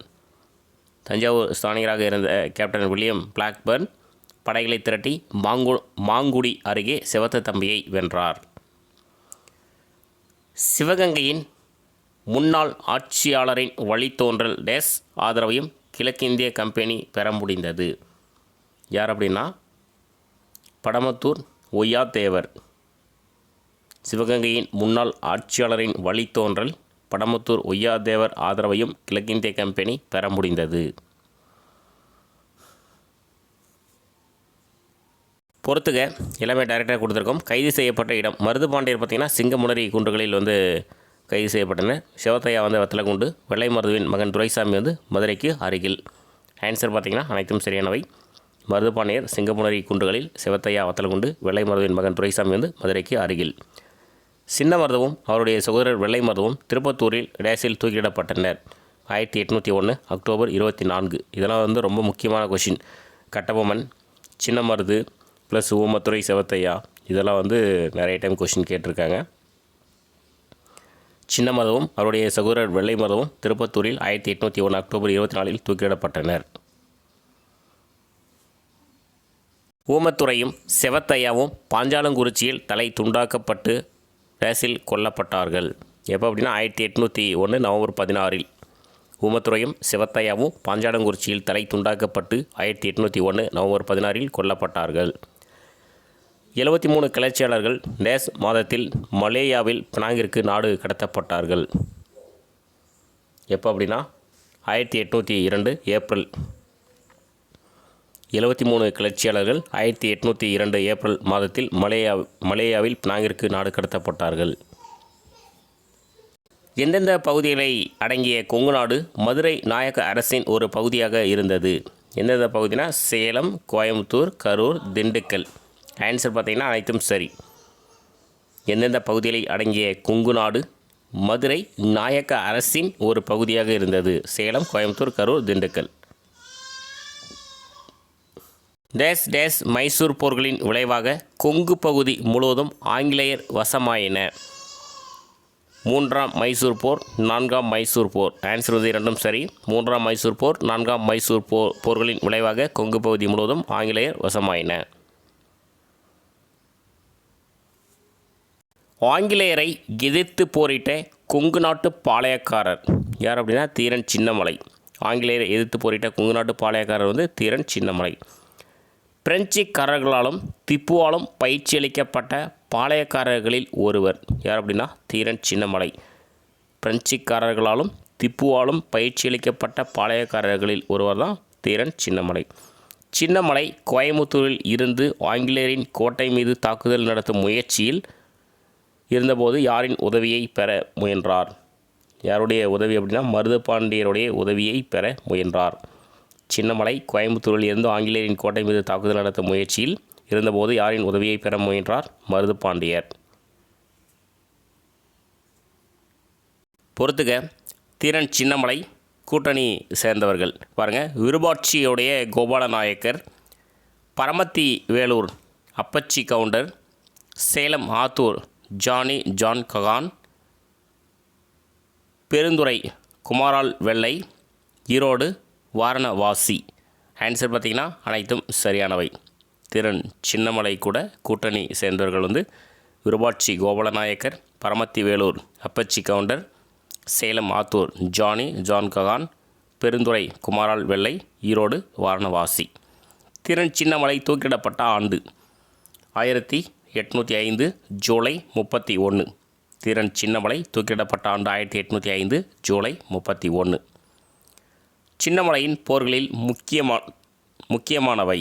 திறன் சின்னமலை போர்களில் முக்கியமானவை: காவிரி கரையில் நடைபெற்ற 1801 போர், 1802ஆம் ஆண்டு ஓடா நிலையில் நடந்த போர், 1804 நடந்த அரச்சலூர் போர். ஆன்சர் பார்த்திங்கன்னா அனைத்தும் சரி. சின்னமலையின் போர்களில் முக்கியமானவை: காவிரி கரையில் நடைபெற்ற 1801 போர், 1802ஆம் ஆண்டு ஓடா நிலையில் நடந்த போர், 1804 நடந்த அரச்சலூர் போர். சின்னமலையின் இறுதிப் போர் எந்த ஆண்டு நடைபெற்றது? எந்த ஆண்டுனா 1805 வந்து நடைபெற்றது. சின்னமலையின் இறுதிப் போர் 1805ஆம் ஆண்டு நடைபெற்றது. திறன் சின்னமலை எந்த கோட்டையில் தூக்கிலிடப்பட்டார்? எந்த கோட்டை அப்படின்னா சங்ககிரி கோட்டையில் தூக்கிலிடப்பட்டார். திறன் சின்னமலை சங்ககிரி கோட்டையில் தூக்கிலிடப்பட்டார். சிப்பாய்களுக்கான ஒரு புதிய தலைப்பகையை அறிமுகம் செய்தவர் யார் அப்படின்னா ஜெனரல் அக்யூனியோ. சிப்பாய்களுக்கான ஒரு புதிய தலைப்பாகையை அறிமுகம் செய்தவர் வந்து ஜெனரல் அக்யூனியோ. இந்தியர்களின் பார்வையில் புதிய தலைப்பாகையில் இடம்பெற்றிருந்த அருவருக்கத்தக்க அம்சம் யாது? அருவருக்கத்தக்க அம்சம் பார்த்திங்கன்னா அதன் மீது இருந்த ரிப்பன், குஞ்சம். ஆன்சர் பார்த்திங்கன்னா ஏபி சரியானவை. இந்தியர்களின் பார்வையில் புதிய தலைப்பாகையில் இடம்பெற்றிருந்த அருவருக்கத்தக்க அம்சம் வந்து அதன் மீது இருந்த ரிப்பன், குஞ்சம். 158 கூற்று 1. கூற்று 1, பன்றித்தோல் முஸ்லிம்களுக்கு வெறுப்பூட்டும் பொருளாகும். கூற்று 2, இந்துக்கள் பசுத்தோலில் செய்யப்பட்ட எந்த பொருளையும் விளக்க வேண்டியதாக கருதினர். கூற்று 3, இந்த மாற்றங்களுக்கான எதிர்ப்பை இந்தியர்களிடையே இன்னும் அதிகரிக்க செய்யும் வகையில் சிப்பாய்களும் அணியும் சீருடையின் முன்பக்கம் சிலுவை பொறிக்கப்பட்டுள்ளது. ஸோ ஆன்சர் பார்த்திங்கன்னா மூணுமே வந்து சரி. கூற்று 1, 2, 3 மூணுமே வந்து சரி. பன்றித்தோல் முஸ்லிம்களுக்கு வெறுப்பூட்டும் பொருளாகும். இந்துக்கள் பசுத்தோலில் செய்யப்பட்ட எந்த பொருளையும் விளக்க வேண்டியதாக கருதினர். இந்த மாற்றங்களுக்கான எதிர்ப்பை இந்தியர்களிடையே இன்னும் அதிகரிக்கும் செய்யும் வகையில் சிப்பாய்களும் அணியும் சீருடையின் முன்பக்கம் சிலுவை பொறிக்கப்பட்டுள்ளது. முதல் எதிர்ப்பு டேஸ் மே மாதத்தில் நிகழ்ந்தது. வேலூரில் இருந்த 4ஆம் ரெஜிமெண்ட்டின் 2ஆம் படைப்பிரிவு வீரர்கள் புதிய தலைப்பகையை அணிய மறுத்தனர். ஆன்சர் வந்து 1806. முதல் எதிர்ப்பு 1806 மே மாதத்தில் நிகழ்ந்தது. வேலூரில் இருந்த 4ஆம் ரெஜிமெண்ட்டின் 2ஆம் படைப்பிரிவு வீரர்கள் புதிய தலைப்பகையை அணிய மறுத்தனர். யாருக்கு நெற்கட்டும் செவல் கோட்டை மீது திடீர் தாக்குதல் தொடுக்க உத்தரவு வந்தது? ஆன்சர் பார்த்திங்கன்னா ஹேரான், கர்னல் ஏரானுக்கு நெற்கட்டும் செவல் கோட்டை மீது திடீர் தாக்குதல் தொடுக்க உத்தரவு வந்தது. வேலூர் பிரச்சினை படை முகாமின் தளபதியான டேஸுக்கு தெரிவிக்கப்பட்டது. யார் அப்படின்னா கவர்னர் பேன்கோர்ட். வேலூர் பிரச்சினை படை முகாமின் தளபதியான கவர்னர் பேன்கோர்ட்டுக்கு தெரிவிக்கப்பட்டது. 1806 கிளர்ச்சியாளர்களை உடனிருந்து கண்காணிக்கும்படி 19ஆம் குதிரை படைப்பிரிவுக்கு உத்தரவிட்டவர் யார் அப்படின்னா கவர்னர் பேன்கோர்ட். 1806 கிளர்ச்சிகளை உடனிருந்து கண்காணிக்கும்படி 19ஆம் குதிரைப்படை பிரிவுக்கு உத்தரவிட்டவர் வந்து கவர்னர் பேன்கோர்ட். 4ஆம் ரெஜிமெண்ட்டின் 2ஆம் படைப்பிரிவுக்கு பதிலாக டேஸில் இருந்த 23ஆம் ரெஜிமெண்ட்டின் 2ஆம் படைப்பிரிவு பொறுப்பை ஏற்றது. ஆன்சர் பார்த்தீங்கன்னா வாலாஜாபாத். 4ஆம் ரெஜிமெண்ட்டின் 2ஆம் படைப்பிரிவுக்கு பதிலாக டேஸில் இருந்த 23ஆம் ரெஜிமெண்ட்டின் 2ஆம் படைப்பிரிவு பொறுப்பை ஏற்றது. ஆன்சர் வந்து வாலாஜாபாத். சரியானதை தேர்ந்தெடு. ஒரு 3 பாயிண்ட்ஸ் இருக்குது பாருங்கள். 21 வீரர்கள் இராணுவ நீதிமன்றத்தில் விசாரிக்கப்பட்டார்கள். அவர்களில் 10 முஸ்லிம்கள் 11 இந்துக்களும் இருந்தார்கள். 2 வீரர்களுக்கு தலா 900 கசையடிகள் கொடுக்கப்பட்டு அவர்கள் பணி நீக்கம் செய்யப்பட்டார்கள். ஆன்சர் பார்த்திங்கன்னா அனைத்தும் சரி. 21 வீரர்கள் இராணுவ நீதிமன்றத்தில் விசாரிக்கப்பட்டார்கள். அவர்களில் 10 முஸ்லிம்கள் 11 இந்துக்களும் இருந்தார்கள்.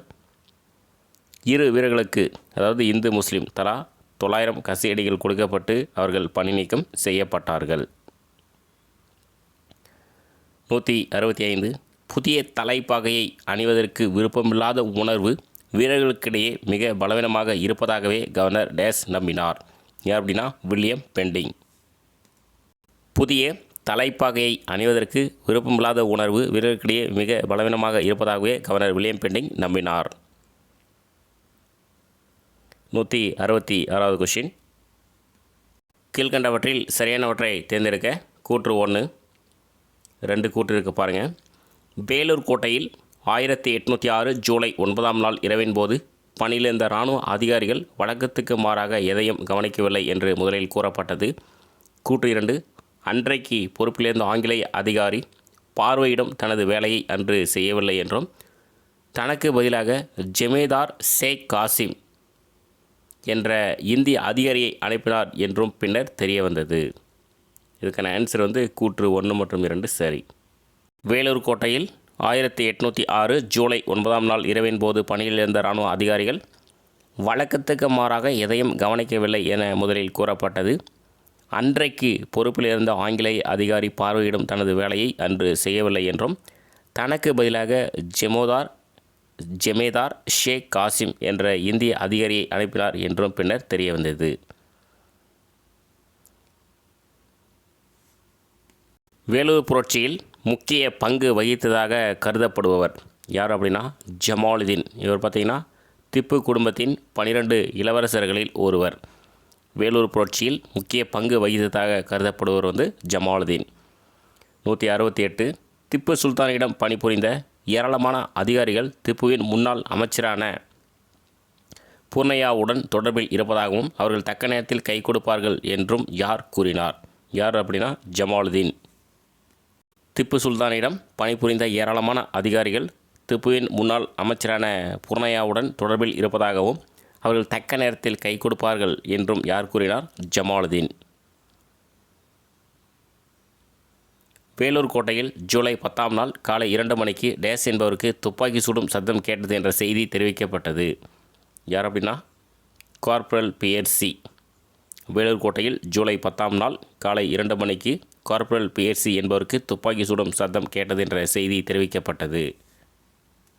உள்ளூர் வீரர்கள் 16ஆம் காலாட்படையை சேர்ந்த டேஸ் துப்பாக்கி சத்தம் கேட்டபோது கோட்டைக்கு வெளியே பல்லக்கில் சென்று கொண்டிருந்தார். யார் அப்படின்னா மேஜர் ஆம்ஸ்ட்ராங். உள்ளூர் வீரர்கள் 16ஆம் காலாட்படையை சேர்ந்த மேஜர் ஆம்ஸ்ட்ராங் துப்பாக்கி சத்தம் கேட்டபோது கோட்டைக்கு வெளியே பல்லக்கில் சென்று கொண்டிருந்தார்.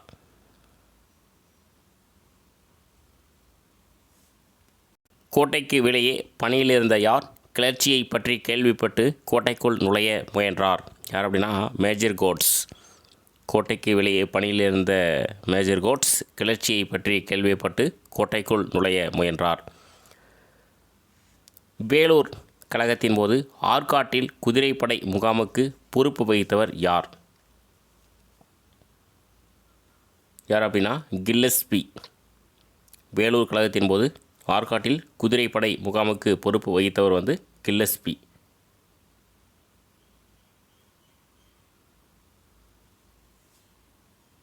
வேலூர் புரட்சியை பற்றி சரியான விடையை தேர்ந்தெடுக்க ஒரு 2 பாயிண்ட்ஸ் இருக்குது பாருங்கள். மேஜர் கோட்ஸ் கில்லஸ்பிக்கு கடிதம் எழுதி அதை கேப்டன் ஸ்டீவன்சன் என்பவரிடம் கொடுத்து அனுப்பினார். அந்த கடிதத்தில் வேலூரிலிருந்து 25 கிலோமீட்டர் தொலைவில் இருந்த ஆற்காட்டுக்கு காலை 6 மணி அளவில் சென்றடைந்தது. ஆன்சர் பார்த்திங்கன்னா ஏபி இரண்டுமே வந்து சரியானவை. மேஜர் கோட்ஸ் கில்லஸ்பிக்கு கடிதம் எழுதி அதை கேப்டன் ஸ்டீவன்சன் என்பவரிடம் கொடுத்தனுப்பினார். அந்த கடிதத்தில் வேலூரிலிருந்து 25 கிலோமீட்டர் தொலைவில் இருந்த ஆற்காட்டுக்கு காலை 6 மணி அளவில் சென்றடைந்தது. 174 கூற்று 1. கர்னல் கில்லஸ்பி உடனே வேலூருக்கு புறப்பட்டார். கூற்று 2. கேப்டன் யங் தலைமையிலான 19ஆம் குதிரைப்படையை சேர்ந்த ஒரு பிரிவையும் லெப்டினன்ட் ஹுட் ஹவுஸ் தலைமையில் அதற்கு துணை நிற்கும் 7ஆம் குதிரைப்படையிலிருந்து ஒரு வலுவான பிரிவையும் அழைத்து சென்றார். ஆன்சர் பார்த்திங்கன்னா கூற்று 1, 2 ரெண்டுமே வந்து சரி. கர்னல் கில்லஸ்பி உடனே வேலூருக்கு புறப்பட்டார். கேப்டன் யங் தலைமையிலான 19ஆம் குதிரைப்படையை சேர்ந்த ஒரு பிரிவையும் லெப்டினன்ட் ஹுட் ஹவுஸ் தலைமையில் அதற்கு துணை நிற்கும் 7ஆம் குதிரைப்படையிலிருந்து ஒரு வலுவான பிரிவையும் அழைத்து சென்றார். 175வது கொஷின். கர்னல் கில்லஸ்பியை யாரை பின்தொடர்ந்து வரும்படி அறிவுறுத்திவிட்டு வேலூர் கோட்டையை நோக்கி புறப்பட்டார்? யார் அப்படின்னா கர்னல் கென்னடி. கர்னல் கில்லஸ்பி யாரை பின்தொடர்ந்து வரும்படி அறிவுறுத்திவிட்டு வேலூர் கோட்டையை நோக்கி புறப்பட்டார்? Colonel Kennedy. 176வது கொஷின். கீழ்கண்ட கூற்றுகளில் சரியானவற்றை தேர்ந்தெடுக்க 2 கூற்று இருக்குது பாருங்கள். கூற்று 1. வேலூர் கோட்டைக்கு காலை 9 மணிக்கு வந்தடைந்த கில்லஸ்பி தொடர்ந்து துப்பாக்கி சூடு நடந்து கொண்டிருந்ததால் பீரங்கிகள் தங்கள் பாதுகாப்புக்கு வந்து சேரும் வரை காத்திருக்க முடிவு செய்தார். கூற்று 2. விரைவிலேயே ஆற்காட்டில் இருந்து பின்தொடர்ந்து வந்த கென்னடி தலைமையிலான குதிரைப்படை 10 மணி அளவில் வந்து சேர்ந்தது. ஆன்சர் வந்து 2 கூற்றுகளும் வந்து சரியானவை. வேலூர் கோட்டைக்கு காலை 9 மணிக்கு வந்தடைந்த கில்லஸ்பி தொடர்ந்து துப்பாக்கி சூடு நடந்து கொண்டிருந்தால் பீரங்கிகள் தங்கள் பாதுகாப்புக்கு வந்து சேரும் வரை காத்திருக்க முடிவு செய்தார். விரைவிலேயே ஆற்காட்டிலிருந்து பின்தொடர்ந்து வந்த கென்னடி தலைமையிலான குதிரைப்படை 10 மணி அளவில் வந்து சேர்ந்தது. 177வது கொஷின். டேஸ் தலைமையில் 19ஆம் குதிரைப்படையின் பீரங்கியால் கோட்டையின் வெளிவாசல் கதவு தகர்க்கப்பட்டது. ஆன்சர் வந்து லெப்டினன்ட் பிளாக்கிஸ்டன் தலைமையிலான 19ஆம் குதிரைப்படையின் பீரங்கியால் கோட்டையின் வெளிவாசல் கதவு தகர்க்கப்பட்டது. 178. கேப்டன் டேஸ் தலைமையிலான குதிரைப்படையின் ஒரு பிரிவு கோட்டைக்குள் நுழைந்தது. ஆன்சர் வந்து ஸ்கெல்டன். கேப்டன் ஸ்கெல்டன் தலைமையிலான குதிரைப்படையின் ஒரு பிரிவு கோட்டைக்குள் நுழைந்தது. கில்லஸ்பியின் வன்கொடுமைகளை நேரில் பார்த்த டேஸ் 800க்கும் மேற்பட்ட உடல்கள் கோட்டையிலிருந்து வெளியே எடுத்து செல்லப்பட்டதாக கூறுகிறார். யார் அப்படின்னா ஜே பிளாக்கிஸ்டன். கில்லஸ்பியின் வன்கொடுமைகளை நேரில் பார்த்த ஜே பிளாக்கிஸ்டன் 800க்கும் மேற்பட்ட உடல்கள் கோட்டையிலிருந்து வெளியே எடுத்து செல்லப்பட்டதாக கூறுகிறார். 180வது கொஷின். டேஸ் மதிப்பீட்டின்படி கிளர்ச்சியில் பங்கேற்றதாக 378 பேர் சிறை வைக்கப்பட்டனர். 516 பேர் மீது குற்றம் சுமத்தப்பட்டாலும் சிறை தண்டனை விதிக்கப்படவில்லை. ஸோ யார் அப்படின்னா ஜே வில்சன் மதிப்பீட்டின்படி கிளர்ச்சியில் பங்கேற்றதாக 378 பேர் சிறை வைக்கப்பட்டனர். 516 பேர் மீது குற்றம் சுமத்தப்பட்டாலும் சிறை தண்டனை விதிக்கப்படவில்லை.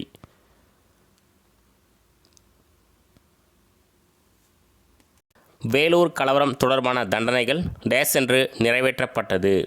ஆன்சர் வந்து 1806 செப்டம்பர் 23.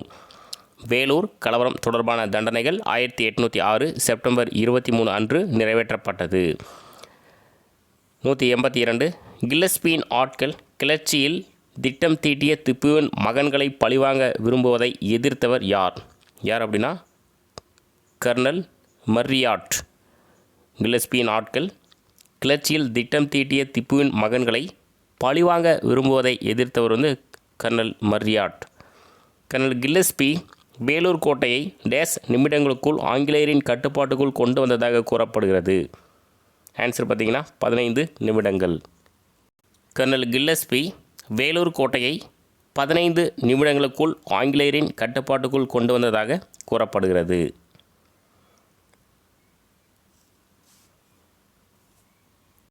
1806 ஜூலை 11 வேலூர் படையின் தற்காலிக பொறுப்பு அதிகாரியாக நியமிக்கப்பட்டவர் யார் அப்படின்னா கர்னல் ஹர்கோர்ட்.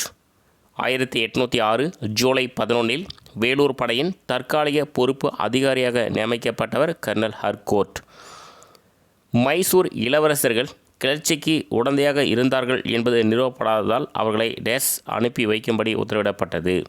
எங்கே அப்படின்னா கல்கத்தாவுக்கு அனுப்பி வைக்கும்படி உத்தரவிடப்பட்டது. மைசூர் இளவரசர்கள் கிளர்ச்சிக்கு உடந்தையாக இருந்தார்கள் என்பது நிறுவப்படாததால் அவர்களை கல்கத்தாவுக்கு அனுப்பி வைக்கும்படி உத்தரவிடப்பட்டது. வேலூர் நிகழ்வின் தாக்கம் பரவிய இடங்கள்: ஹைதராபாத், வாலஜாபாத், பெங்களூர், நந்திதுர்க்கம், பாளையங்கோட்டை, பெல்லாரி, சங்ககிரி, துர்க்கம். ஆன்சர் பார்த்தீங்கன்னா அனைத்தும் சரி. வேலூர் நிகழ்வின் தாக்கம் பரவிய இடங்கள் வந்து ஹைதராபாத், வாலஜாபாத், பெங்களூர், நந்திதுர்க்கம், பாளையங்கோட்டை, பெல்லாரி, சங்ககிரி, துர்க்கம். கூற்று 1. 1857 ஆண்டு நடைபெற்ற பெரும் கிளர்ச்சிக்கான அனைத்து முன் அறிகுறிகளும் வேலூர் கிளர்ச்சியில் இருந்தன. கூற்று 2. பெருங்கிளர்ச்சியில் இடம்பெற்ற கொழுப்பு தடவப்பட்ட தோட்டாக்கள் என்ற சொல்லுக்கு மாற்றாக வேலூர் நிகழ்வில் இடம்பெற்ற பாட்ச். கூற்று 3. பகதூர் ஷா, நானா சாஹிப் ஆகியோருக்கு மாற்றாக மைசூர் இளவரசர்களையும் நம்மால் பொருத்தி பார்க்க முடியும். ஸோ ஆன்சர் பார்த்திங்கன்னா 3 கூற்றுகளும் வந்து சரியானவை. 1857 ஆண்டு நடைபெற்ற பெரும் கிளர்ச்சிக்கான அனைத்து முன் அறிகுறிகளும் வேலூர் கிளர்ச்சியில் இருந்தன. பெரும் கிளர்ச்சியில் இடம்பெற்ற கொழுப்பு தடவப்பட்ட தோட்டாக்கள் என்ற சொல்லுக்கு மாற்றாக வேலூர் நிகழ்வில் இடம்பெற்ற பேட்ச். கூற்று 3. பகதூர் ஷா, நானா சாஹிப் ஆகியோருக்கு மாற்றாக மைசூர் இளவரசர்களை நம்மால் பொருத்தி பார்க்க முடியும். 188 பொறுத்துக. கச்சேரி வருவாய் வசூலிக்கும் அலுவலகம் தான் வந்து கச்சேரி. மாப்பிள்ளைகள் அரபு வணிகர்களின் சந்ததியினர். ஜென்மம் என்ற உரிமையை பெற்றவர். கணம்தார் கணம் என்ற உரிமையை பெற்றவர். ஆன்சர் பார்த்திங்கன்னா அனைத்தும் சரியானவை. கச்சேரி வந்து வருவாய் வசூலிக்கும் அலுவலகம். மாப்பிள்ளைகள் அரபு வணிகர்களின் சந்ததியினர். ஜென்மம் என்ற உரிமையை பெற்றவர். கணம்தார் கணம் என்ற உரிமையை பெற்றவர். 189. 1840களிலும் 1850களிலும் செயல்பட்ட விவசாயிகள் இயக்கம் எந்த கிளர்ச்சியாக வெளிப்பட்டது? ஆன்சர் பார்த்திங்கன்னா மலபார் கிளர்ச்சி. 1840களிலும் 1850களிலும் செயல்பட்ட விவசாயிகள் இயக்கம் எந்த கிளர்ச்சியாக வெளிப்பட்டது? மலபார் கிளர்ச்சி. எந்த ஆண்டு ஆங்கிலேயர் மலபாரை தங்கள் கட்டுப்பாட்டின் கீழ் கொண்டு வந்தது? எந்த ஆண்டு அப்படின்னா 1792. எந்த ஆண்டு ஆங்கிலேயர் மலபாரை தங்கள் கட்டுப்பாட்டின் கீழ் கொண்டு வந்தது? 1792. மாப்பிள்ளைகள் எந்த ஆண்டு மீண்டும் எழுச்சி பெற்றனர்? எப்போ அப்படின்னா 1870. மாப்பிள்ளைகள் எந்த ஆண்டு மீண்டும் எழுச்சி பெற்றனர்? 1870. கோள்களின் கிளர்ச்சி நடைபெற்ற ஆண்டு? ஆன்சர் வந்து 1831 to 1832. அதாவது கோள் கிளர்ச்சி நடைபெற்ற ஆண்டு 1831 to 1832. கோல் என்ற பழங்குடி இனத்தினர் வாழ்ந்த பகுதிகள்? பீகார், ஒரிசா, சோட்டா நாக்பூர், சிங்பூம். ஆன்சர் பார்த்திங்கன்னா அனைத்தும் சரி. கோல் என்ற பழங்குடி இனத்தினர் வாழ்ந்த பகுதிகள் வந்து பீகார், ஒரிசாவில் தான் சோட்டா நாக்பூர், சிங்பூம் என்ற பகுதிகள் வந்து இருக்குது. யார் பல கிராமங்களை பழங்குடி அல்லாதோருக்கு குத்தகைக்கு விட்டதே கோள்களின் கிளர்ச்சிக்கு உடனடி காரணமாகும்? யார் அப்படின்னா சோட்டா நாக்பூர் ராஜா. சோட்டா நாக்பூர் ராஜா பல கிராமங்களை பழங்குடி அல்லாதோருக்கு குத்தகைக்கு விட்டதே கோள்களின் கிளர்ச்சிக்கு உடனடி காரணமாகும். 195 கூற்று 1. கோள்கள் உயிர் சேதம் ஏற்படுவதை நோக்கமாக கொண்டிருக்கவில்லை. கூற்று 2. கொள்ளையடிப்பதும் சொத்துக்களுக்கு தீ வைப்பதும் அவர்களது கிளர்ச்சியில் முக்கிய வழிமுறைகளாக இருந்தன. ஸோ ஆன்சர் பார்த்திங்கன்னா கூற்று 1 மற்றும் 2 சரி. கோள்கள் உயிர் சேதம் ஏற்படுத்துவதை நோக்கமாக கொண்டிருக்கவில்லை. கொள்ளையடிப்பதும் சொத்துக்களுக்கு தீ வைப்பதும் அவர்களது கிளர்ச்சியில் முக்கிய வழிமுறைகளாக இருந்தன. 1831 டிசம்பர் 20ஆம் நாளில் டேஸில் உள்ள சோனிப்பூர் பர்கானா 700 கிளர்ச்சியாளர்கள் அடங்கிய குழுவால் தாக்கப்பட்டு கொள்ளையடிக்கப்பட்டு தீக்கிரையாக்கப்பட்டது. ஸோ எங்கே அப்படின்னா சோட்டா நாக்பூர். 1831 டிசம்பர் 20ஆம் நாளில் சோட்டா நாக்பூரில் உள்ள சோனிப்பூர் பர்கானா 700 கிளர்ச்சியாளர்கள் அடங்கிய குழுவால் தாக்கப்பட்டு கொள்ளையடிக்கப்பட்டு தீக்கிரையாக்கப்பட்டது.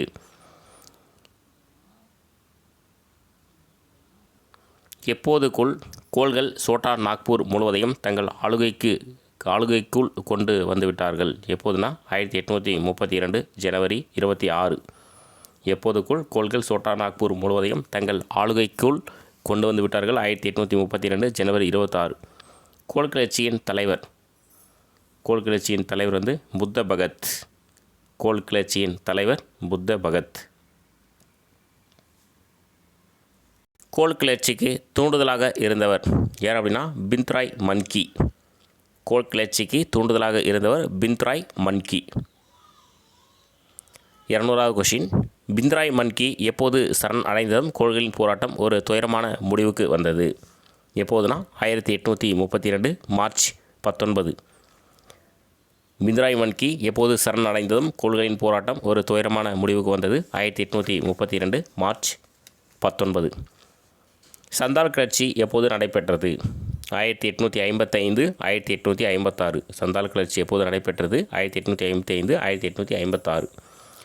சந்தால் பழங்குடியினர் வாழ்ந்த பகுதிகள் வங்காளம், பீகார், ஒரிசா. ஆன்சர் பார்த்திங்கன்னா அனைத்தும் சரி. சந்தால் பழங்குடியினர் வாழ்ந்த பகுதிகள் வந்து வங்காளம், பீகார், ஒரிசா. மஞ்சி என்று யார் அறியப்பட்டார்கள்?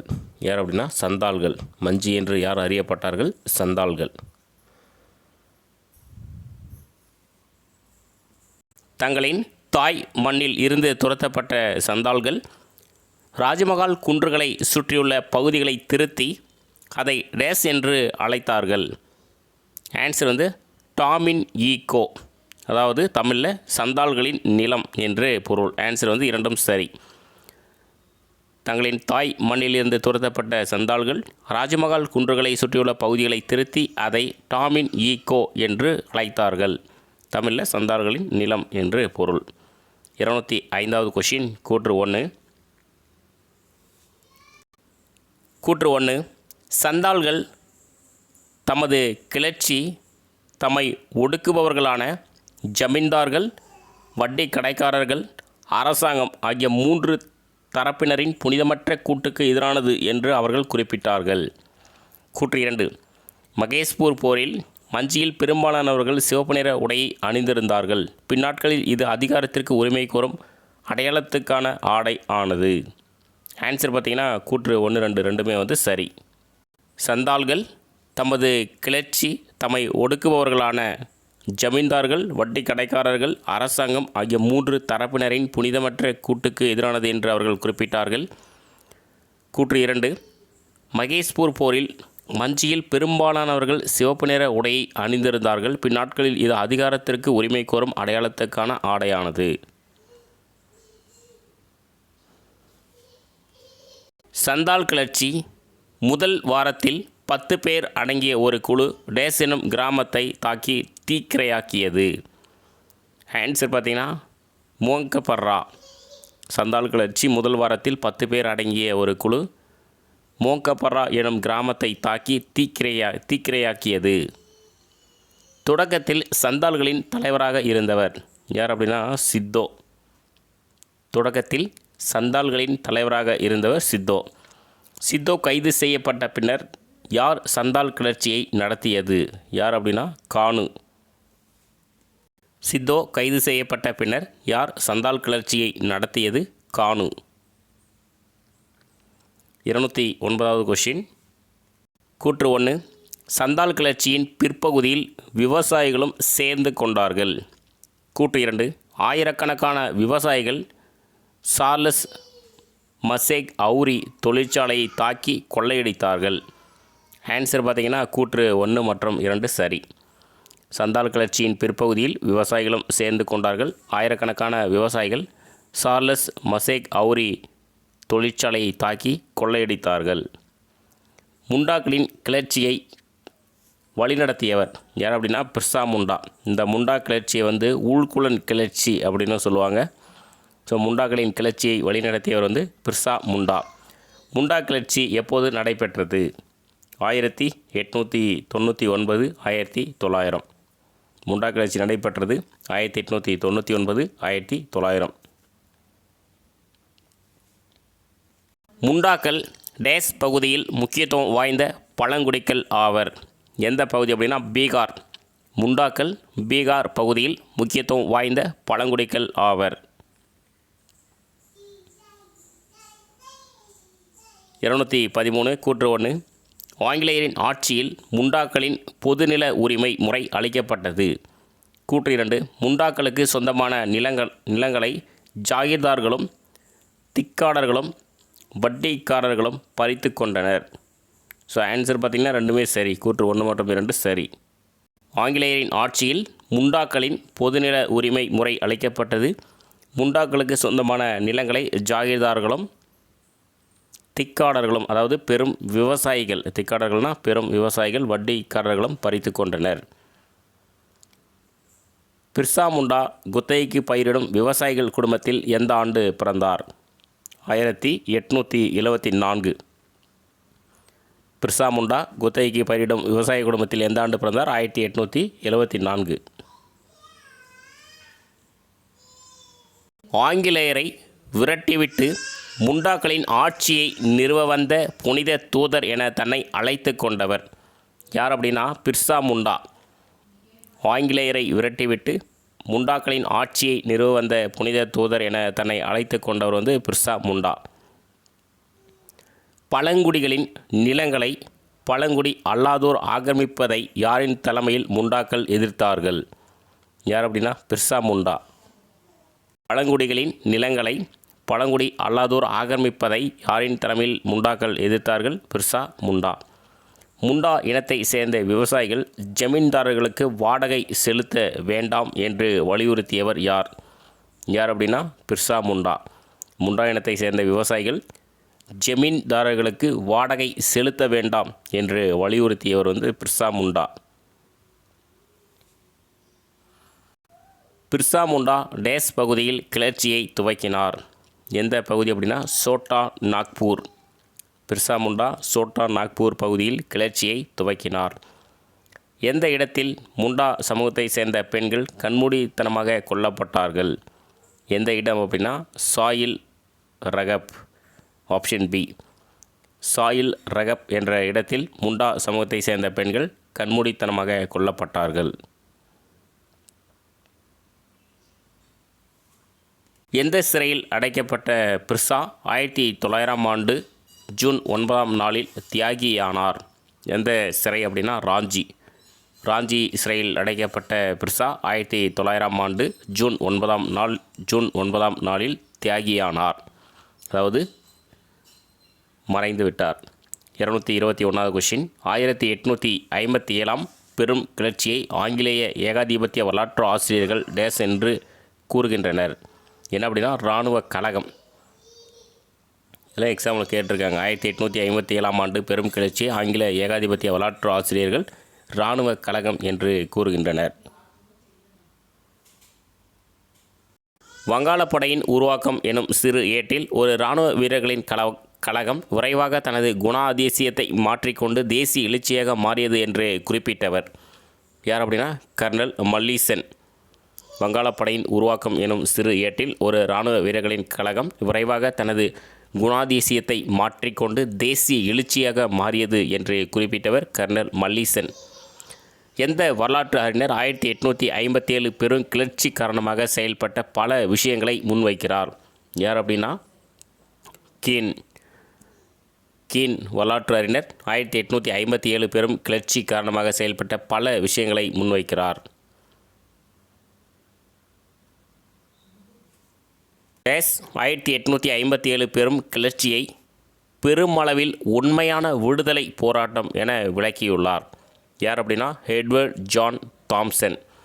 1857 பெரும் கிளர்ச்சியை பெருமளவில் உண்மையான விடுதலை போராட்டம் என விளக்கியுள்ளார். சவார்கரின் இந்திய விடுதலை போர் எனும் நூல் வெளியான ஆண்டு? 1909. சவார்கரின் இந்திய விடுதலை போர் எனும் நூல் வெளியான ஆண்டு வந்து 1909. கொஷின் வந்து கேட்டிருக்காங்க. கூற்று 1. டல்கௌசி வாரிசு உரிமை இழப்பு கொள்கையின் மூலமாக அவத்தையும் ஜான்சியையும் இணைத்ததும் கடைசி பேஷ்வாவின் தத்தெடுக்கப்பட்ட மகனான நானா சாஹிப்பை அவமானகரமாக நடத்தியதும் பெரும் அதிருப்தியை ஏற்படுத்தின. கூற்று 3 பாருங்கள். டல்கௌசி தன்னுடைய விரிவாக்க கொள்கையின் மூலமாக பெருவாரியான மக்களுக்கு துன்பத்தை விளைவித்தார். ஆன்சர் பார்த்தீங்கன்னா 3மே சரி. கூற்று 1, 2 மற்றும் 3மே வந்து சரி.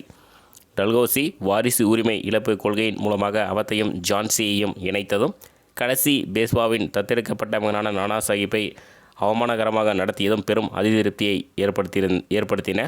டல்கௌசி தன்னுடைய விரிவாக்க கொள்கையின் மூலமாக பெருவாரியான மக்களுக்கு துன்பத்தை விளைவித்தார்.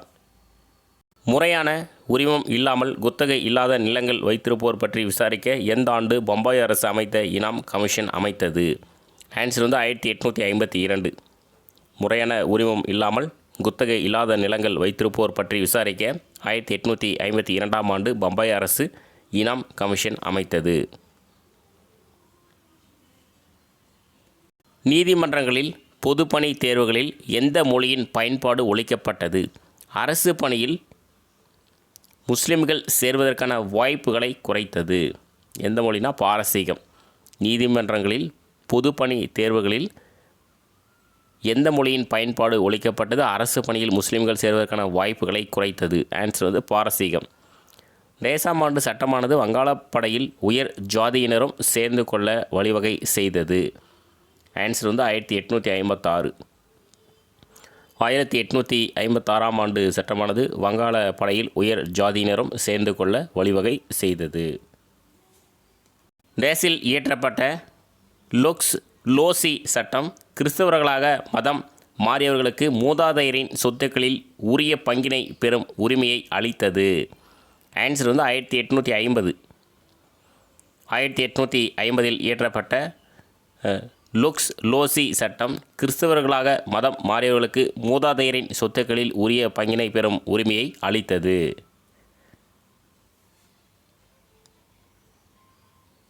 ஆயிரத்தி 1857 பெரும் கிளர்ச்சி பற்றிய கூற்றுகளில் சரியானவற்றை தேர்ந்தெடுக்க. கூற்று 1, கூற்று 2 பாருங்கள். துப்பாக்கி தோட்டாக்களில் பசுவின் கொழுப்பும் பன்றியின் கொழுப்பும் தடவப்பட்டுள்ளது என்ற செய்தி பரவிய போது இந்து முஸ்லீம் படை வீரர்களின் மத உணர்வுகள் புண்பட்டன. கூற்று 2, இத்தோட்டாக்களை புதிதாக அறிமுகமான என்ஃபீல்டு துப்பாக்கிகளுக்குள் செலுத்துவதற்கு முன்பாக அதை படை வீரர்கள் கடிக்க வேண்டும் என்று சொல்லப்பட்டது. இது கிறிஸ்துவ மதத்திற்கு மாற்றம் செய்யும் முயற்சியாக கருதப்பட்டது. ஸோ ஆன்சர் பார்த்திங்கன்னா ரெண்டுமே சரி. கூற்று 1 மற்றும் 2 சரி. துப்பாக்கி தோட்டாக்களில் பசுவின் கொழுப்பும் பன்றியின் கொழுப்பும் தடவப்பட்டுள்ளது என்ற செய்தி பரவிய போது இந்து முஸ்லீம் படை வீரர்களின் மத உணர்வுகள் புண்பட்டன. இத்தோட்டாக்களை புதிதாக அறிமுகமான என்ஃபீல்டு துப்பாக்கிகளுக்குள் செலுத்துவதற்கு முன்பாக அதை படை வீரர்கள் கடிக்க வேண்டும் என்று சொல்லப்பட்டது. இது கிறிஸ்துவ மதத்திற்கு மாற்றம் செய்யும் முயற்சியாக கருதப்பட்டது. 1857ஆம் ஆண்டு பெரும் கிளர்ச்சி கல்கத்தாவுக்கு அருகே உள்ள டேஸில் இராணுவ கழகமாகவே தொடங்கியது. ஆன்சர் பார்த்திங்கன்னா பராக்பூர். 1857ஆம் ஆண்டு பெரும் கிளர்ச்சி கல்கத்தாவுக்கு அருகே உள்ள பராக்பூரில் இராணுவ கழகமாகவே தொடங்கியது. யார் தனது இராணுவ மேல் அதிகாரியை சுட்டு கொன்றார்? யார் அப்படின்னா மங்கள் பாண்டே. யார் தனது இராணுவ மேல் அதிகாரியை சுட்டு கொன்றார்? மங்கள் பாண்டே.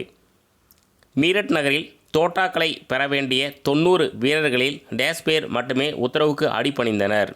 எத்தனை பேர்னா 5 பேர். மீரட் நகரில் தோட்டாக்களை பெற வேண்டிய 90 வீரர்களில் 5 பேர் மட்டுமே உத்தரவுக்கு அடிபணிந்தனர்.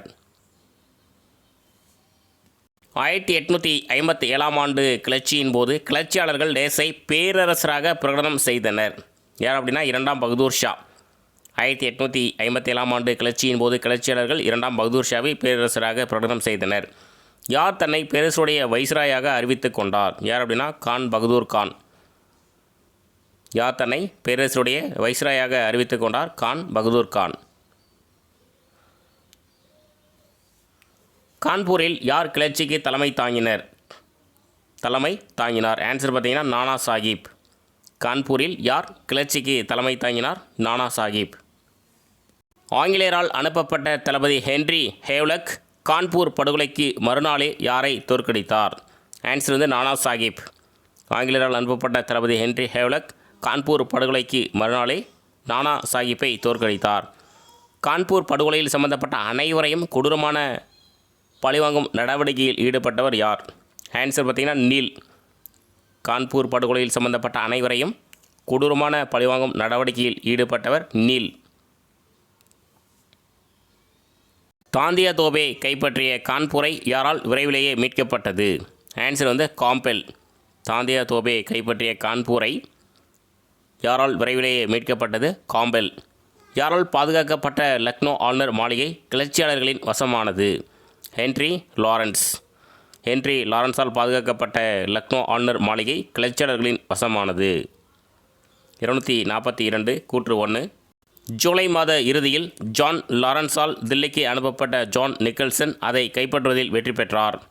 கூற்று 2, முகலாய பேரரசர் 2ஆம் பகதூர் ஷா சிறை கைதியானார். ஆன்சர் பார்த்தீங்கன்னா இரண்டும் சரி. கூற்று 1 மற்றும் 2 சரி. ஜூலை மாத இறுதியில் ஜான் லாரன்ஸால் தில்லிக்கு அனுப்பப்பட்ட ஜான் நிக்கல்சன் அதை கைப்பற்றுவதில் வெற்றி பெற்றார். முகலாய பேரரசர் 2ஆம் பகதூர் ஷா சிறை கைதியானார். நீண்ட காலத்திற்கு வங்காள படைகளுக்கு எந்த பகுதி நாற்றங்காலாக இருந்தது? ஆன்சர் பார்த்தீங்கன்னா அவத். நீண்ட காலத்திற்கு வங்காள படைகளுக்கு எந்த பகுதி நாற்றங்காலாக இருந்தது? அவத். கான்பூரில் பழி தீர்த்து கொண்ட நீல் எங்கு நடந்த திருச்சண்டையில் சுட்டுக் கொல்லப்பட்டார்? ஆன்சர் வந்து லக்னோ. கான்பூரில் பழி தீர்த்து கொண்ட நீல் எங்கு நடந்த திருச்சண்டையில் சுட்டுக் கொல்லப்பட்டார்? லக்னோ. சரியானதை தேர்ந்தெடு. 2 பாயிண்ட்ஸ் இருக்குது பாருங்கள். சென்னை மவுண்ட் ரோடில் வைக்கப்பட்டிருந்த நீல் சிலை இந்திய தேசியவாதிகளை கோபம் கொள்ள செய்தது. ராஜாஜியின் காங்கிரஸ் அமைச்சரவை இச்சிலையை அகற்றி சென்னை அருங்காட்சியகத்தில் வைத்தது. ஆன்சர் பார்த்தீங்கன்னா இரண்டும் சரி. சென்னை மவுண்ட் ரோடில் வைக்கப்பட்டிருந்த நீல் சிலை இந்திய தேசியவாதிகளை கோபம் கொள்ள செய்தது. ராஜாஜியின் காங்கிரஸ் அமைச்சரவை, அதாவது 1932-39 இச்சிலையை அகற்றி சென்னை அருங்காட்சியகத்தில் வைத்தது.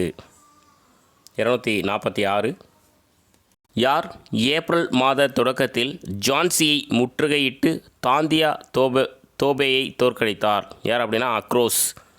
யார் ஏப்ரல் மாத தொடக்கத்தில் ஜான்சியை முற்றுகையிட்டு தாந்தியா தோபேயை தோற்கடித்தார்? அக்ரோஸ். 247. சரியான விடையை தேர்ந்தெடுக்க ஒரு 3 பாயிண்ட்ஸ் இருக்குது பாருங்கள். லட்சுமி பாய் துணிச்சலுடன் போரிட்டு குவாலியரை கைப்பற்றினார். ஆங்கிலேயருக்கு ஆதரவான குவாலியர் அரசர் சிந்தியா தப்பியோடினார். அக்ரோஸ் தன்னுடைய படைகளோடு லட்சுமிபாயுடன் நேரடியாக மோதினார். வியப்பூட்டும் வகையில் லட்சுமிபாய் போரில் பங்கேற்று வீரமரணம் அடைந்தார். ஆன்சர் பார்த்திங்கன்னா அனைத்தும் சரியானவை. லட்சுமிபாய் துணிச்சலுடன் போரிட்டு குவாலியரை கைப்பற்றினார். ஆங்கிலேயருக்கு ஆதரவான குவாலியர் அரசர் சிந்தியா தப்பியோடினார். அக்ரோஸ் தன்னுடைய படைகளோடு லட்சுமிபாயுடன் நேரடியாக மோதினார். வியப்பூட்டும் வகையில் லட்சுமிபாய் போரில் பங்கேற்று வீரமரணம் அடைந்தார். லட்சுமிபாய் மிக சிறந்த தைரியமிக்க தலைவர் என லட்சுமிபாயை பற்றி டேஸ் குறிப்பிட்டுள்ளார். யார் அப்படின்னா அக்ரோஸ். லட்சுமிபாய் மிக சிறந்த தைரியமிக்க தலைவர் என லட்சுமிபாயை பற்றி அக்ரோஸ் குறிப்பிட்டுள்ளார். டேஸில் கானிங் பிரபு இராணுவ புரட்சி ஒடுக்கப்பட்டு அமைதி மீட்கப்பட்டதாக அறிவித்தார். ஆன்சர் பார்த்தீங்கன்னா 1858. 1858 கானிங் பிரபு இராணுவ புரட்சி ஒடுக்கப்பட்டு அமைதி மீட்கப்பட்டதாக அறிவித்தார். தாந்தியா தோபே கைது செய்யப்பட்டு ஏப்ரல் மாதம் எந்த ஆண்டு கொல்லப்பட்டார்? ஆன்சர் வந்து 1858. தாந்தியா தோபே கைது செய்யப்பட்டு ஏப்ரல் மாதம் 1858ஆம் ஆண்டு கொல்லப்பட்டார். 2ஆம் பகதூர் ஷா செப்டம்பர் 1857 கைது செய்யப்பட்டு டேஸுக்கு நாடு கடத்தப்பட்டார். ஆன்சர் பார்த்திங்கன்னா ரங்கூன், மியான்மர். ஆன்சர் வந்து ஏபி, இரண்டும் வந்து சரி. 2ஆம் பகதூர் ஷா செப்டம்பர் 1857 கைது செய்யப்பட்டு ரங்கூனுக்கு நாடு கடத்தப்பட்டார் அல்லது மியான்மருக்கு நாடு கடத்தப்பட்டார். ரெண்டில் எது கேட்டாலும் நீங்கள் வந்து ஆன்சர் பண்ணிக்கலாம்.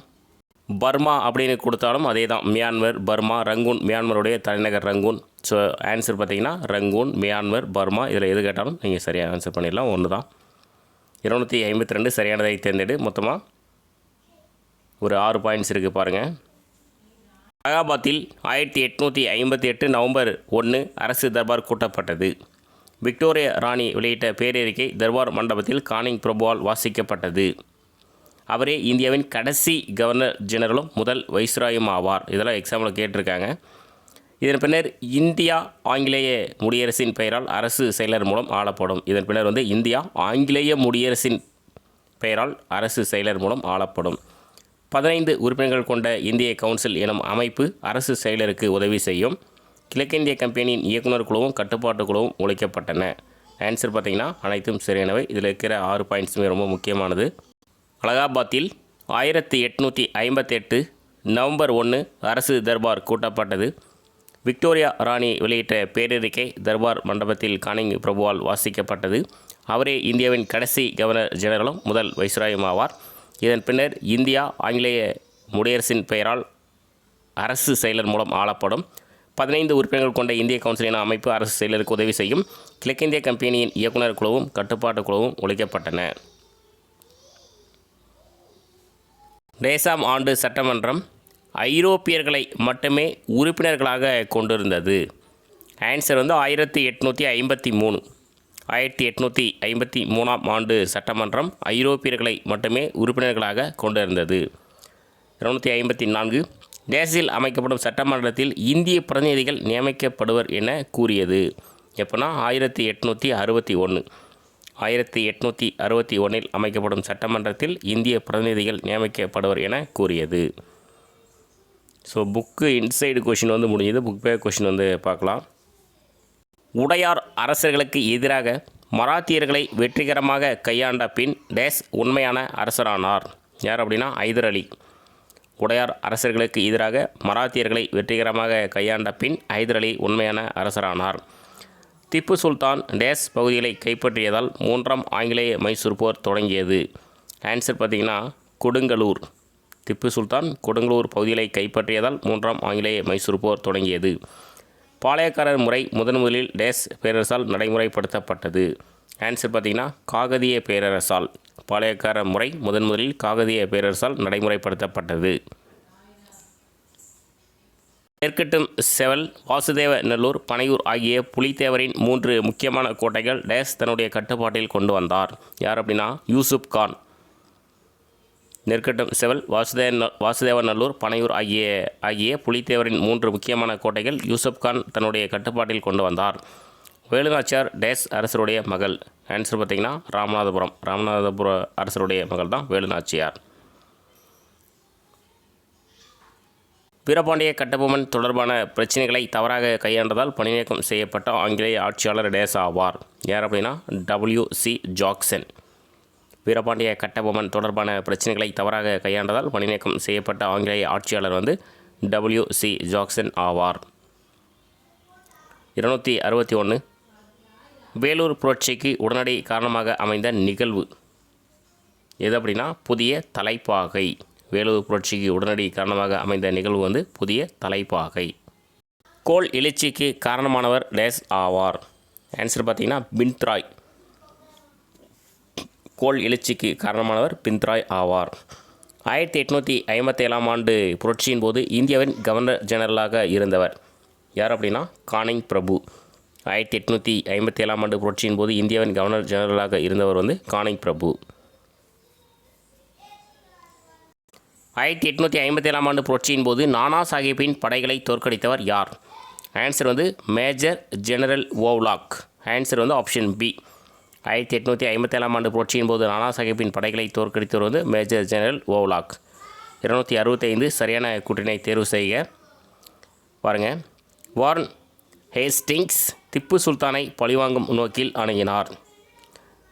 திப்புவின் ஆட்சி அகற்றியதும் மைசூரில் மீண்டும் உடையார் வம்ச ஆட்சி நிறுவியதும் தென்னிந்தியாவில் ஆங்கிலேய கிழக்கிந்திய கம்பெனி ஆட்சியின் ஆரம்பத்தை குறிக்கிறது. ஆற்காட்டு நவாப் வேலுநாச்சியருக்கு ஆதரவு அளித்தார். திருநெல்வேலி காடுகளின் மையத்தில் காளையார் கோவில் இருந்தது. இதில் சரியானது பார்த்திங்கன்னா ஆப்ஷன் பி மட்டும் வந்து சரியானது. ஆப்ஷன் ஏவும் வந்து தவறு, சி தவறு. ஆப்ஷன் டி பார்த்திங்கன்னா திருநெல்வேலி கிடையாது, சிவகங்கை காடுகளின் மையத்தில் காளையார் கோவில் இருந்தது. ஸோ சரியானது வந்து திப்புவின் ஆட்சி அகற்றியதும் மைசூரில் மீண்டும் உடையார் வம்ச ஆட்சி நிறுவியதும் தென்னிந்தியாவில் ஆங்கிலேய கிழக்கிந்திய கம்பெனி ஆட்சியின் ஆரம்பத்தை குறிக்கிறது. கூற்று சிவகிரி கோட்டை தாக்குதல் மற்றும் தற்காப்பு நடவடிக்கைகளுக்கு பாதுகாப்பானதாக இருந்தது. காரணம், மேற்கு தொடர்ச்சி மலை அடிவாரத்தில் வலுவான அரண்களோடு அது அமைக்கப்பட்டிருந்தது. ஆன்சர் பார்த்திங்கன்னா கூற்று சரி. காரணம் கூற்றின் சரியான விளக்கமாகும். சிவகிரி கோட்டை தாக்குதல் மற்றும் தற்காப்பு நடவடிக்கைகளுக்கு பாதுகாப்பானதாக இருந்தது. மேற்கு தொடர்ச்சி மலை அடிவாரத்தில் வலுவான அரண்களோடு அது அமைக்கப்பட்டிருந்தது. 267 கடைசி கொஸ்டின். ஸோ எல்லாம் டைரெக்டாக கொடுத்துருக்கோம். ஜில்லஸ்பி வேலூர் கழகம், மஞ்சி சந்தால்கள், ஜாக்கோபியன் கழகம் ஸ்ரீரங்கப்பட்டணம், மங்கள் பாண்டே பாரக்பூர். ஆன்சர் பார்த்திங்கன்னா அனைத்தும் சரியானவை. ஜில்லஸ்பி வேலூர் கழகம், மஞ்சி சந்தால்கள், ஜேக்கோபியன் கழகம் ஸ்ரீரங்கப்பட்டினம், மங்கள் பாண்டே பாரக்பூர். ஸோ இதோட இந்த லெசன் வந்து முடியுது. அடுத்த ஒரு லெசன் வந்து சந்திக்கலாம். தேங்க்யூ.